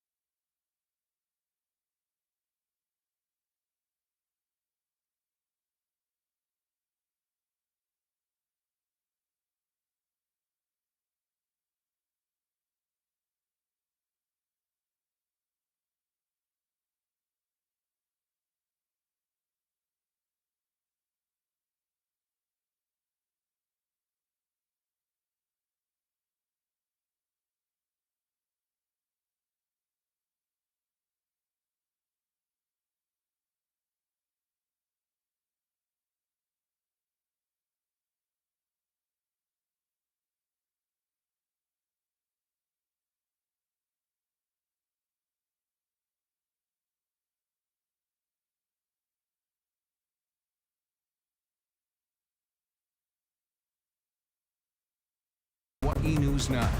This is breaking news. The breaking news about a big brush fire out near Kaena Point. They actually, EMS had to rescue 6 hikers in the area. What they did is they loaded them on jet skis and then took them out in the ocean back to where their car was. And the brush fire is right now burning. But the thing is, there are no structures in this area. It's unpopulated, although it's a beautiful stretch of beach. And with the winds and with the dry conditions, well, that brush fire will likely have to just burn out because it's going to be a tough goal right in that area to take care of the fire. Because there's no rain coming in for that area, and these winds are going to be quite brisk and breezy, upwards of 25 miles an hour, especially in the Kaena Point area. It gets pretty windy. So again, the firefighters are on their own, and for now, the brush fire is burning. If we have any more updates, we'll let you know as soon as possible. But for now, you know, like I said, that fire is going to be burning for a while. Oh, we just heard a report that the fire is under control, so that's good news. But it's going to be a hot spot for the rest of the day. Grace, Maya? All right, thanks a lot, Guy. And now let's go to Casey Lund. He's live at Kahului Airport. Casey, do you see the Osprey now?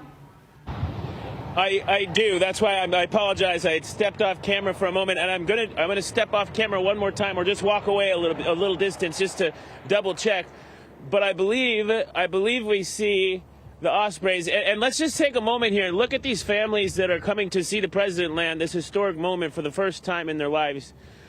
Kind of an interesting time.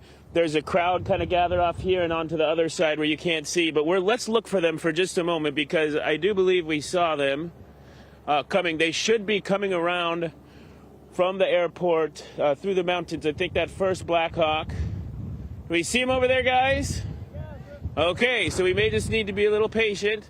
They might take a little bit of a different flight path in. So, ladies, I do want to ask you if you have your microphone still up, which I think you do. How long ago you would say they took off from the west side? It was probably about 15 May minutes not have or so. Here. Oh, I Okay. thought he was And asking Chelsea. I think when we were... I apologize. Anybody. Casey. We're excited. I believe they took off maybe we're about 10 excited to minutes see ago. them. I'm not sure. Can you hear me? Yeah, very good. So I think if we remember, question. yeah, go ahead, Chelsea. Go ahead, Chelsea. Hey, yeah, I'm at the Kapalua airport. So we saw Air One leave around 4:10. So that was about 9 minutes ago, heading your direction. And okay, so I'll take back over because we do see them now. I see the Ospreys, at least I believe. That may also be. So we'll have John if we can. John, they're going to be passing right over that tower there.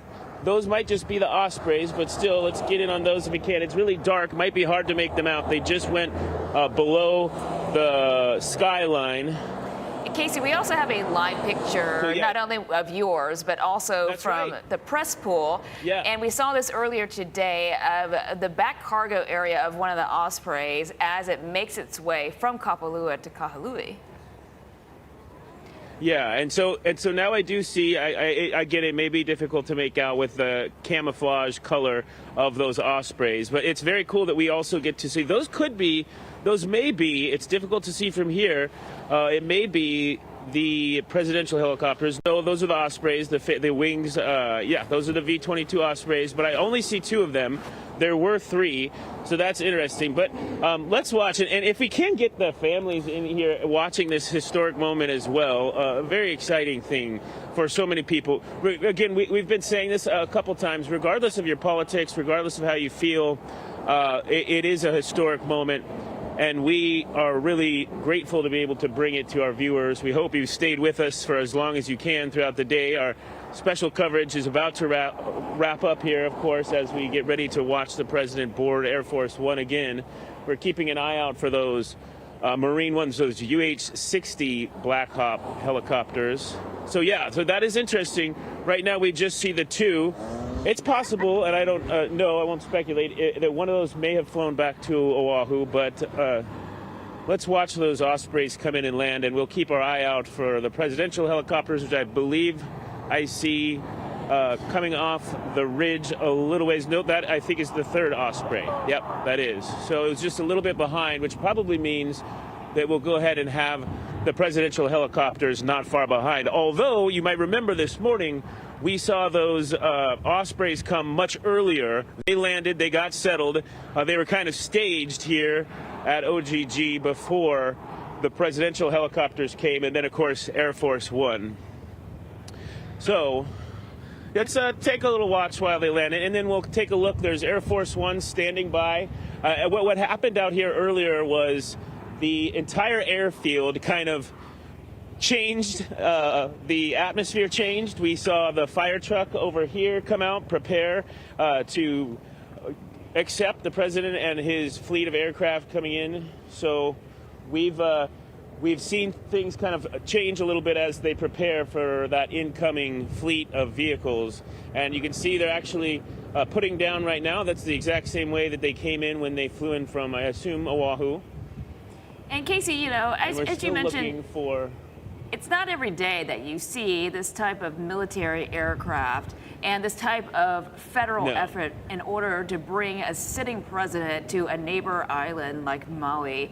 And, you know, in hearing from the different people of the community, whether or not they are a fan of President Biden, it has been a pretty momentous day, I have to say, in hearing from the different officials as well as the first responders and people. And you think about what people will be talking about in weeks and then now years to come. People taking mental images in their mind, experiencing incredible loss together 2 weeks ago, and then seeing the President of the United States coming to West Maui, a rural area, to speak to hundreds of people, first responders, officials, promising that this response will be culturally sensitive, and also that the response will not leave, and that it is no joke, according to the president. Yeah, that it will be robust. And Casey, you know, you were pointing out those families. Like, I would imagine that they're going to have these memories for life.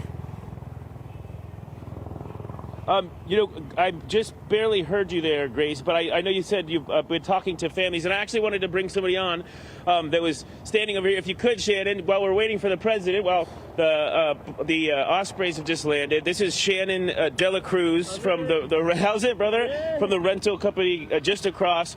I want to ask you what this was like for you. You guys been sitting out there. I know that the airport kind of got shut down for a while, and again, we kind of mentioned this. Regardless of your politics or whatever you think, what was it like kind of seeing all this happen? It's a one time in a lifetime. Never had a president, ever saw a president come to Maui before, and it was pretty awesome. Like, it's like so much action, military, everything. Yeah. And just because of you know how tragic this was, it's obviously a devastating thing. I hope you and your family are okay. Do you think that it took too long for the president to come, or are you just glad that he's here and he's paying attention now? I think he did pretty fast. I think the state took too long, and they had to have the president to come here for do something. And that's sometimes what we see happen. But just for you and for the folks down there, it was pretty cool to watch, right? Roger that. Roger that, Shannon. Thank you so much, brother. Mahalo. Thank you for sharing with us. We appreciate you. You know, of course, this is obviously a serious story, but it is, for so many people, really something amazing to see. And so we don't want to take the focus off of the tragedy, but it is very exciting to kind of see these folks witness history. So I want to keep my eyes out because I certainly don't want to miss the president. But let's just take a moment and I want to see if we still have Chelsea Davis with us over there. Oh, you know what? I do believe... What's that, Grace? I believe we do have Chelsea. We just got her back. Did you want to ask Chelsea a question, Casey? Yeah, I did want to ask Chelsea. Did you were you able to see the Marine One helicopters, and when did you see them? Because I'm trying to determine if what I'm seeing is them. Yes, Casey, we saw the Marine helicopter leave here at the Kapalua airport around 4:10 exactly. So, you know, Hawaii time right now, it is 4:26, so about 16 minutes away. And you got him? We've got him. Yep, we've got him. So I'll take back over. Sorry, Chelsea. Yeah, so let's take a moment here and see as the president comes in, and you can make out that white top of that UH-60 Blackhawk Marine One helicopter as it comes over those beautiful mountains here. Time to remember what a special place we live, despite the tragedy that we've all seen. This really is a very historic moment. So I may just watch for a moment and let Bahia and Grace take over if they'd like, but I think we take a moment to take this in as the president lands after visiting a devastated Lahaina. Okay, so I hope that the president took the time to really be able to speak to the people, to see what their stories were, and maybe get some perspective by seeing it not only from the air, but also on the ground as well. Because as we know from our reporters like Bahia who have been over there, and from other people who have seen it firsthand, what you see in Lahaina town, or what was Lahaina town, is very different when you see it in person. And what really strikes me as I'm seeing Marine One is just how beautiful it is in Kahului. I mean, there is devastation in West Maui, but it is beautiful and life has gone on in other parts of Maui. And that's some of the messaging that some of the government officials are trying to tell people as they're trying to recover not only from the damage, but also economically as the world looks down on Maui and also wondering, do we travel there or do we not? Because there's a sensitivity that we're all trying to maintain because we know so many people there are hurting. Officially, state leaders have said that Maui is still open with the exception of the west side of Maui where Lahaina and Ka'anapali are. They are still welcoming visitors in Kihei and Wailuku and on the east side as well of Hana. But overall, we know that there are thousands fewer visitors. Howard has been tracking the arrival numbers, and he said that typically on a day-to-day basis for Maui, they would get more than 7,000 arrivals, and now they're seeing about 2,000. So it has dropped dramatically in just the last 2 weeks or less than. We wanted to bring Keahi Tucker back into this. Keahi, I know that you've been talking to people as they've been filtering out of the Lahaina Civic Center, and we're still looking at images of Kahului Airport. What are people there telling you as they're coming out of the Civic Center? They're telling me it was a good experience. They liked what the president said. It was very peaceful and respectful in there. He took his time and spoke to, I'm told, about 200 people. He was in the building for about 2 hours altogether. And there was no shouting, no yelling, no weirdness, as one woman described it to me. And he spoke in a way that connected with a lot of people, very empathetic, and promising over and over to let Lahaina decide Lahaina's future, which is really becoming a main focus right now at this point in the recovery. People are afraid the government will somehow dictate what happens to this community. And over we hear leaders saying, no, it's up to the people of Lahaina. But the actual residents here are skeptical, a bit afraid. They want to make sure that doesn't fade away over time. So there's also a sentiment of making sure these promises are kept. We spoke to several members of Archie Kalepa's family, and of course people with generations of history here in Lahaina. They live literally about a stone's throw from this property here. And their house has become a hub for donations. And they're among those saying, thank you for the nice visit, thank you for the kind words, but let's see it. Show us action, not just talk. And so that remains to be seen. That'll unfold in the weeks and months ahead. Yeah, one development from earlier today is that the president did name Bob Fenton as the Chief Federal Response Coordinator for Maui. Apparently, he is a FEMA regional administrator and will be the point person for this federal response, and perhaps someone that we can speak with in the coming days to see how they're going to move forward as they move people from shelters and into hotels and Airbnbs, and then to see what the next step is going to be to get them some sort of short-term housing for these thousands of families who have not a lot of places to go right now and not a lot of options for them. And we've seen that the federal government has said that they will be setting up some sort of mobile schools. The details are still coming, but we don't have many details on that. But one thing that the president did during this trip was try to show his empathy. He spoke of incredible loss of losing his first wife and one-year-old daughter during a car crash decades ago. He spoke of that, and he's told that story at other devastated areas, and he told that story today. Keahi, you wanted to add something? Yeah, you're speaking about the FEMA response, and you know, after talking to a lot of people, including FEMA, my sense is there's just a bit of a disconnect from the people who are suffering and traumatized and the people who are rushing in to help. You know, these things take time. People need to get here. They need to get the lay of the land, start the structure, put the systems in place, and that's been happening now for 12 days. But you gotta keep it going. And so FEMA has a playbook. You know, they've done disasters like this all over the country, and they're used to doing years-long recoveries.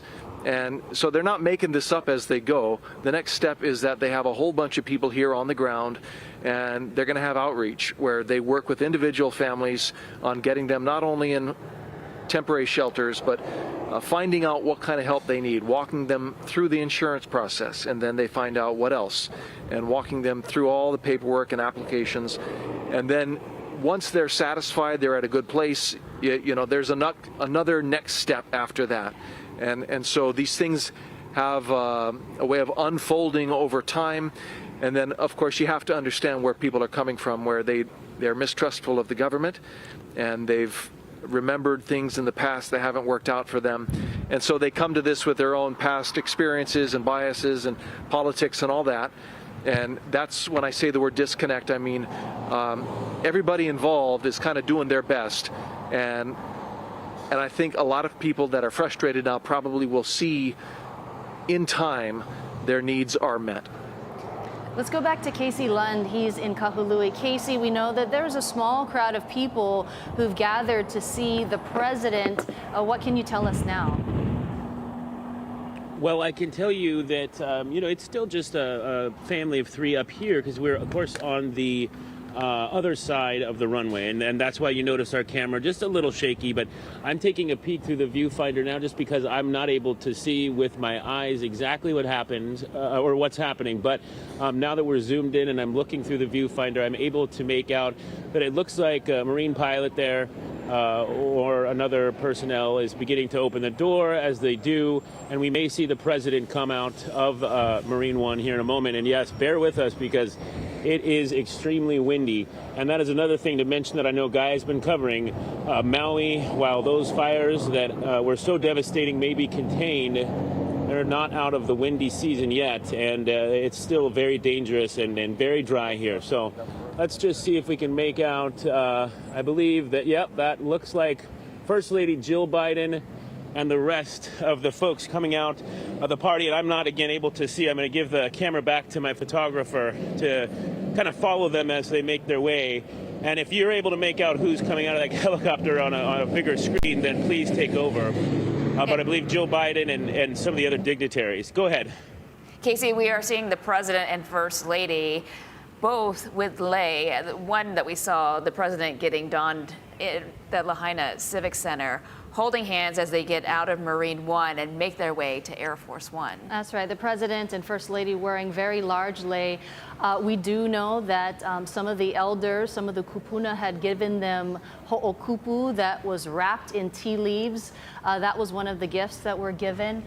Still trying to make out the types of lei, or it looks like tea leaves that the president is wearing, and some sort of light-colored flower for First Lady Jill Biden. But a much dressed-down version of the first couple as they toured the Lahaina area and met with the community in this area. They are now going up the steps to Air Force One. You know, they've been here about 4.5 hours now. He came from Reno earlier this morning, and I believe that is reportedly where they'll be flying back to tonight. And you can see just how windy it you know, is, another Casey. thing that's Go ahead, it really is. It's been very windy all day, and it's been a struggle for us. But it's been just a constant reminder, too, of why the president's here. You know, this is a very, very windy island at the Valley Isle. It rips through here, but those 81-mile-an-hour winds, it's picking up right now. And as dry as Maui's been, it's still a very dangerous time. I'm looking at grass right now that could go up any moment. So we always have to be mindful of that. But I want to give you a little context, too, of why, and I've told you this a couple times, but I want to repeat it for the viewers that may be just tuning in to catch the departure. We're so far over here because the folks that to keep the president safe, the Secret Service, the United States Secret Service, as well as just about any federal law enforcement official, is a part of this response, trying to make sure that he's transported safely. They said no more press on that side. They had to screen everybody, and as you can imagine, there is just about every media outlet in the country represented here. NBC, CBS, of course, our affiliation, and then all the others, we know that taking all those people across through a security threshold, and I know Mahea, I know many of our team members have done this, and I'll let you speak to what it's like to be screened. It's a process, right? Yeah, and Casey, we can still see Air Force One in the distance there as they get ready to board and to take off from Kahului. And I'm sure a lot of people taking pictures, taking video of this moment of the President and First Lady taking the time to meet with community members there. And we heard from the President earlier, really trying to seemingly speak from the heart, saying that the whole country will be with you, recognizing the fact that there are so many who are still hurting in this community and who have so far to go before we can even really think to rebuild. That's right, and it was really, it struck me when he has been reiterating some of the messaging that local leaders have talked about, is respecting the culture and traditions of this area. You know that the president has been briefed multiple times on this particular disaster, and that is really an area of sensitivity as Lahaina tries to move forward. Just begins the very beginning discussions of rebuilding, and that's something that the federal government, Governor Green, and also obviously Mayor Bisson will be talking about, and a challenge ahead as they talk about rebuilding. And and as we anticipated, we expected most of today to be a solemn experience, and as it was, and we saw the president being very solemn and expressing his, sorrow over what had happened. But then there were some surprising lighter moments inside the Civic Center where there was song and where there was smile and where there was even a sign of hope that perhaps we could all come together in sometime in the future in order to help bring this community back together. Yeah, what struck me was when they sung the Lahaina Luna alma mater, and it really makes people look toward those hills in Lahaina when they see the L. You think of the smokestack that is still there. You think even though the banyan tree is burned, its roots are still alive. Also, some of the churches are still there. So there are signs that things have been left untouched, and people are looking to those symbols as hope. And Casey, just earlier today, we are seeing some movement here too. Oh, I wanted to just jump in really quickly and just give a little context to what's happening here too. I apologize, Grace. We're seeing Marine One begin to move out. Both of those UH-60, the Black Hawk Marine One helicopters, are now taking off, and you may have seen that staircase vehicle move back. So we expect that the plane will be taxiing out and taking off any moment now. But I did want to also, since I've jumped in here, I wanted to also mention that we are actually seeing a few more people out here. We'll keep the camera on the plane, but I just had a gal that drove down here because she saw our coverage and said we were just watching you on TV. And like you said, there have been those moments of hope and happiness where people are able to just kind of take a little break, realize how big of a deal this is. I have more cars coming in now, and maybe when the plane takes off, we're of course going to keep our shot on Air Force One. Maybe we'll show some of the crowd here, but it is somewhat enlightening to see that this whole island, this community that has been shooken by such a devastating tragedy, is still coming together and still appreciating these really historic moments, like the president coming to Maui to meet with survivors, to comfort those who have lost loved ones, and to reassure this state that the federal government is here for the long haul. Guys? One thing I wanted to mention that people were wondering what type of lei that was that the president was wearing. It is a Tongan lei, according to people who've been watching, and it is called a kahoa. So a Tongan lei certainly showing all of Polynesia is in this together for the president. Well, it's a good sign to see that, and to see the president and the first lady wearing those lei around their necks as they made their way back to Marine One and back to Air Force One. And they're going to take with them a lot more than the lei. I think that while many people came to hear what the president would have to say, I think that he got an earful from the people of Maui with the music, the signs of solidarity, their patience, their civility, their love for one another. I think that he's gotten a tremendous view of what Hawaii is really like, how Hawaii has responded to this catastrophe, and I'm quite frankly very proud to see what happened. But also, I think the very strong message from the community was that we expect a lot. We expect a lot from you, President Biden, and we are going to hold you accountable in the future. I think that was a very clear message that we heard from multiple people throughout the day. And Casey, we're starting to see Air Force One move. You mentioned earlier, there's just a few people there, but certainly taking in this historic moment. You know, this is something, at least for this one family that's watching, they're going to be talking about this for generations. Casey? Well, we've got a few families just in the time I was, and I've got another car coming down here again. We've got to record the plane taking off. That's the historic moment. But it is it's heartwarming actually to see. Again, I don't know that all these people are Democrats. I don't know that any of them are Republicans, but they realize what a historic moment this is, and the fact that Daryl touched on this. You know, the president comes to Hawaii plenty, but during a disaster, and this is a disaster the likes of which our country, not just our state, our country has never seen, it truly adds to the gravity of this visit and really to how big of a deal. And I think that just from judging what I'm seeing here, I'm getting a little chicken skin because I'm seeing all these young kids that are probably trying to wrap their mind around what their community is going through. They are enjoying this moment, and it makes me very happy. And you see those black Suburbans there as the jets for Air Force One begin to fire up. And I'm going to go ahead, once it gets up to speed, and just let us take this moment as it lifts off, because I think it's one that we should all kind of think about and appreciate. I think it's taxing. Let's watch.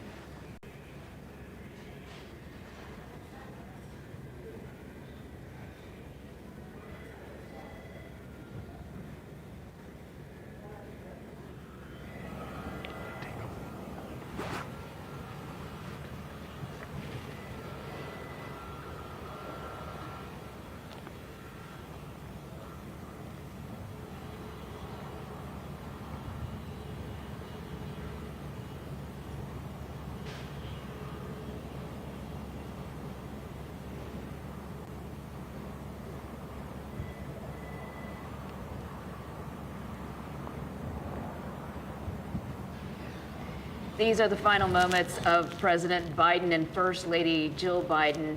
After spending about 4.5 hours on the ground of Maui, they are taxiing their way across Kahului Airport.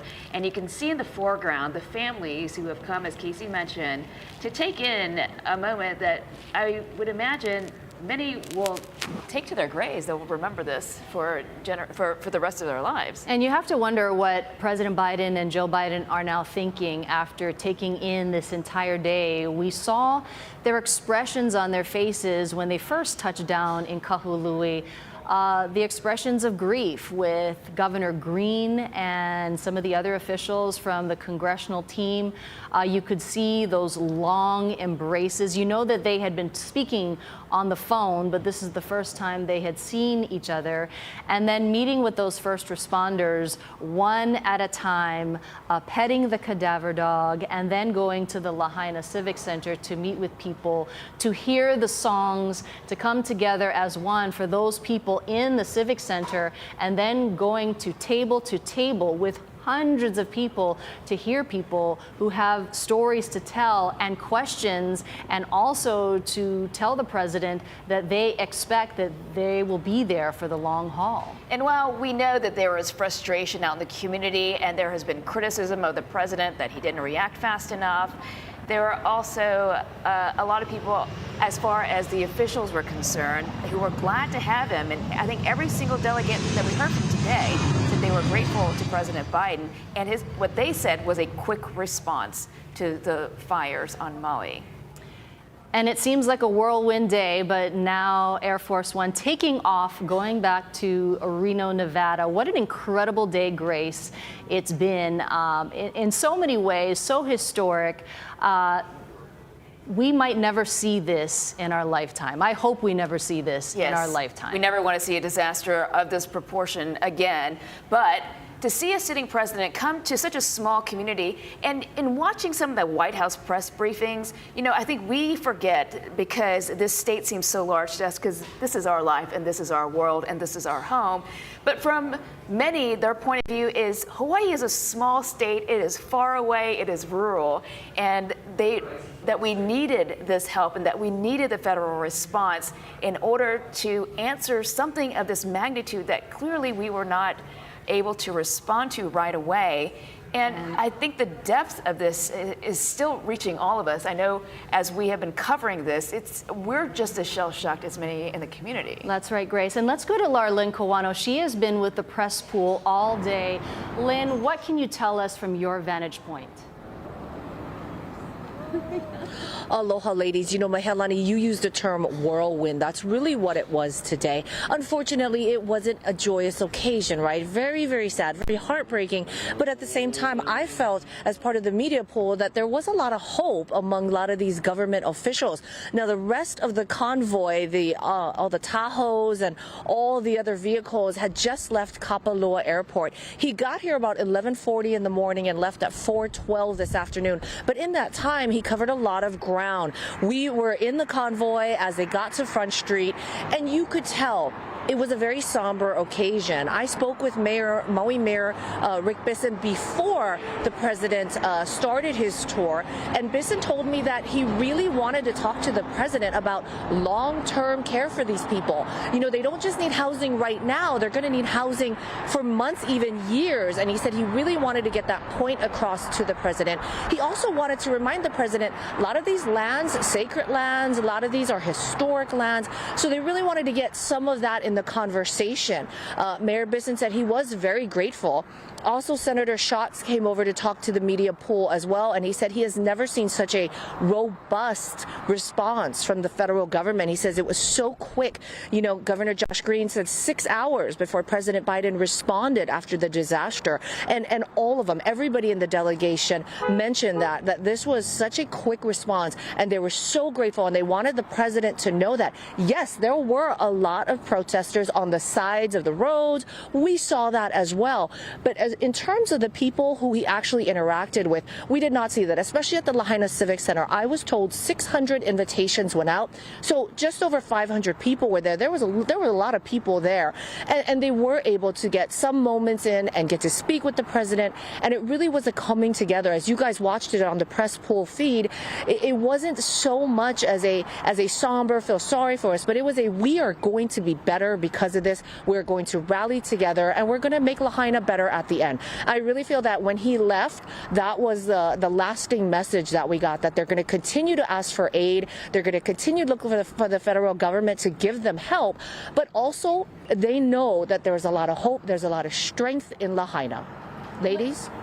Lynn, you were inside the Civic Center, I believe, and what we could not see through the pool cam was once the president started going table to table to talk to the community members themselves. Is that something that you were able to witness? And if you were, could you maybe describe what it was like?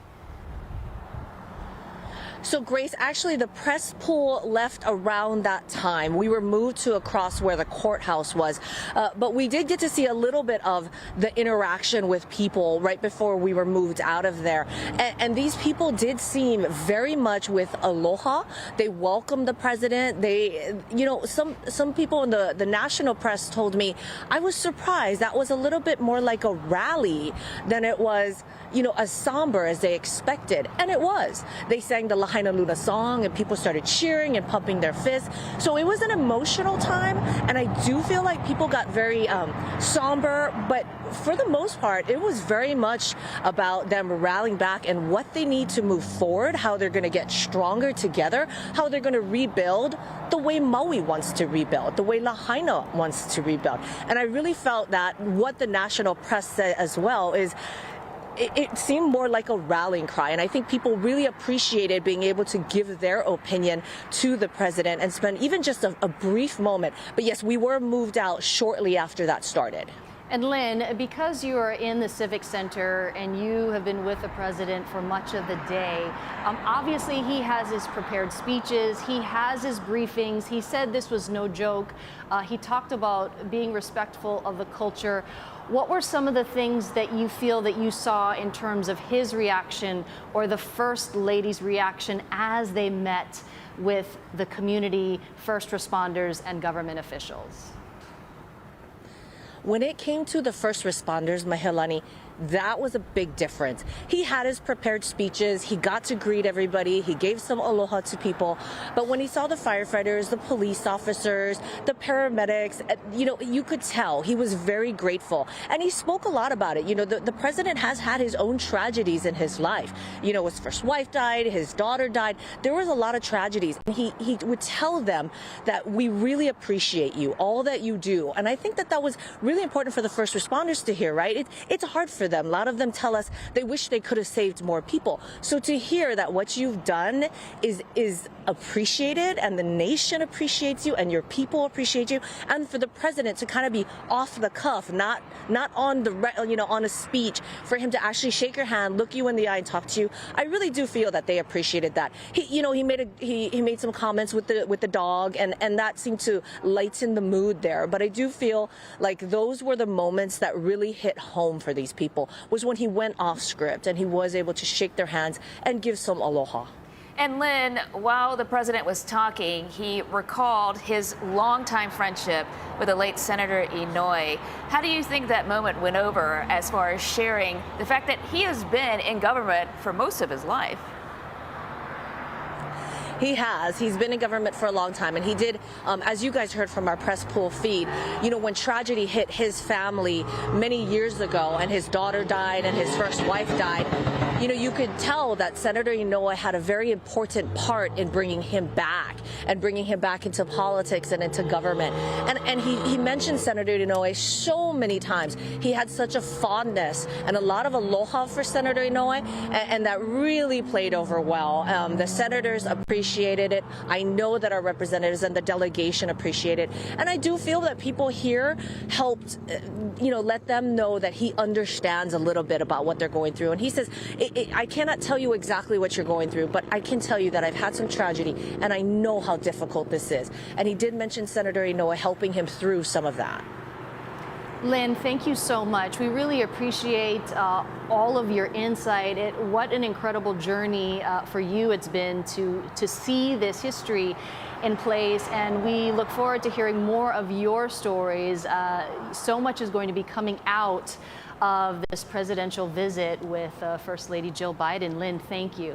Yeah, we've had team coverage for hours now of the president's arrival to see for himself firsthand the devastation in Lahaina and to meet with the people to hear their stories, the stories that we have been covering, especially you, Mahea, stories of survival, of heroism, and I hope that the president is able to take those stories back and support that community for the long term. Yeah, the people of Hawaii will be watching and making sure that he upholds these promises. Grace? We'll be watching that throughout the day. As we speak, though, President Biden wrapping up this historic day on Maui and heading for Reno, Nevada with the First Lady. And stay with us for more coverage on air and online. Aloha.